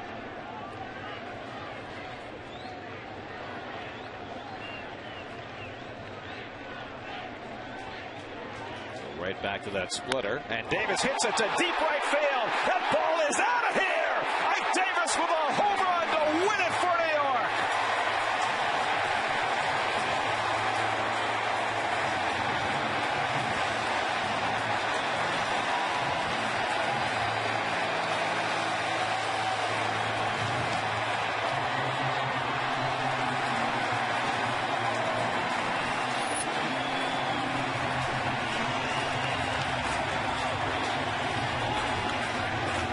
The Mets' third walk-off victory of the season. They've all ended on home runs. A no-doubter for Mike Davis, his 7th big league home run. And the Mets win it 2-1 in 11. Well, Ike Davis now 2 for 2 off Edward Mujica with a couple of home runs. One a game winner, one a walk-off piece. Hanging changeup, split finger in the middle of the plate. Boy, he's got some, maybe not hidden power, he's got some serious power when he connects. 9 great innings from Mike Pelfrey to keep the Mets in there. A home run for Reyes to tie late, and 2 scoreless innings of relief by the bullpen on the Mets as they outlast that great bullpen for the Padres. No replay necessary for this home run as Ike Davis hit it up into the Pepsi porch. His 7th of the year. The first non-catcher to hit a walk-off home run for the Mets this season. And they let him hit home plate without the high jump, trying to avoid the Kendry Morales move. And then the Mets do the rest as they celebrate an 11-inning victory over San Diego. Their 9th straight victory at Citi Field. And Mujica knows that feeling. Mike Davis taking him deep, 2 at-bats. 2 home runs for Davis against Mujica. Well, that's how you get to 23-9 at home, is 2 9-game winning streaks this season. Here's your IOTV pitch differential. Nick Hundley called for a slider. Mujica shook him off to go to the split finger changeup. IOTV pitch differential not even close. Right over the middle of the plate. Pedro Feliciano gets the win for the 2nd straight game. And Kevin Burkhardt standing by with tonight's hero. Ike, that was a shot. I mean, you had said before this year there are times when you go into at-bats trying to take a shot. I'm guessing that was one of those times? Well, you know, he's a pretty good pitcher, so I was just trying to make contact, but just trying to drive the ball in the gap, hit a double. What's the feeling there? As soon as it goes off the bat, you know, even though this is a big ballpark, you kind of know it's gone. What's your feeling in just knowing that you could give the team the victory there? Oh, it's huge, you know. Angel Pagan doing the duty of the shaving cream pie. Well, that's twice. That's twice this year. That was whipped cream. That's pretty good. Oh, that's actually better. Whipped cream. It's not bad. That's got to taste pretty good. Ike, when you're in a battle like this, and I'll let you wipe up or eat up the whipped cream. When you're in a battle like this, I mean, do you try to go up there and win the game with one swing, especially when you get an X rating? You know, it's hard to call a home run, but you know, you go up there and swing as hard as I can and see what happens. What's been the magic to playing at home? 9 straight wins here at Citi Field. The fans, man, you guys. That's pretty awesome.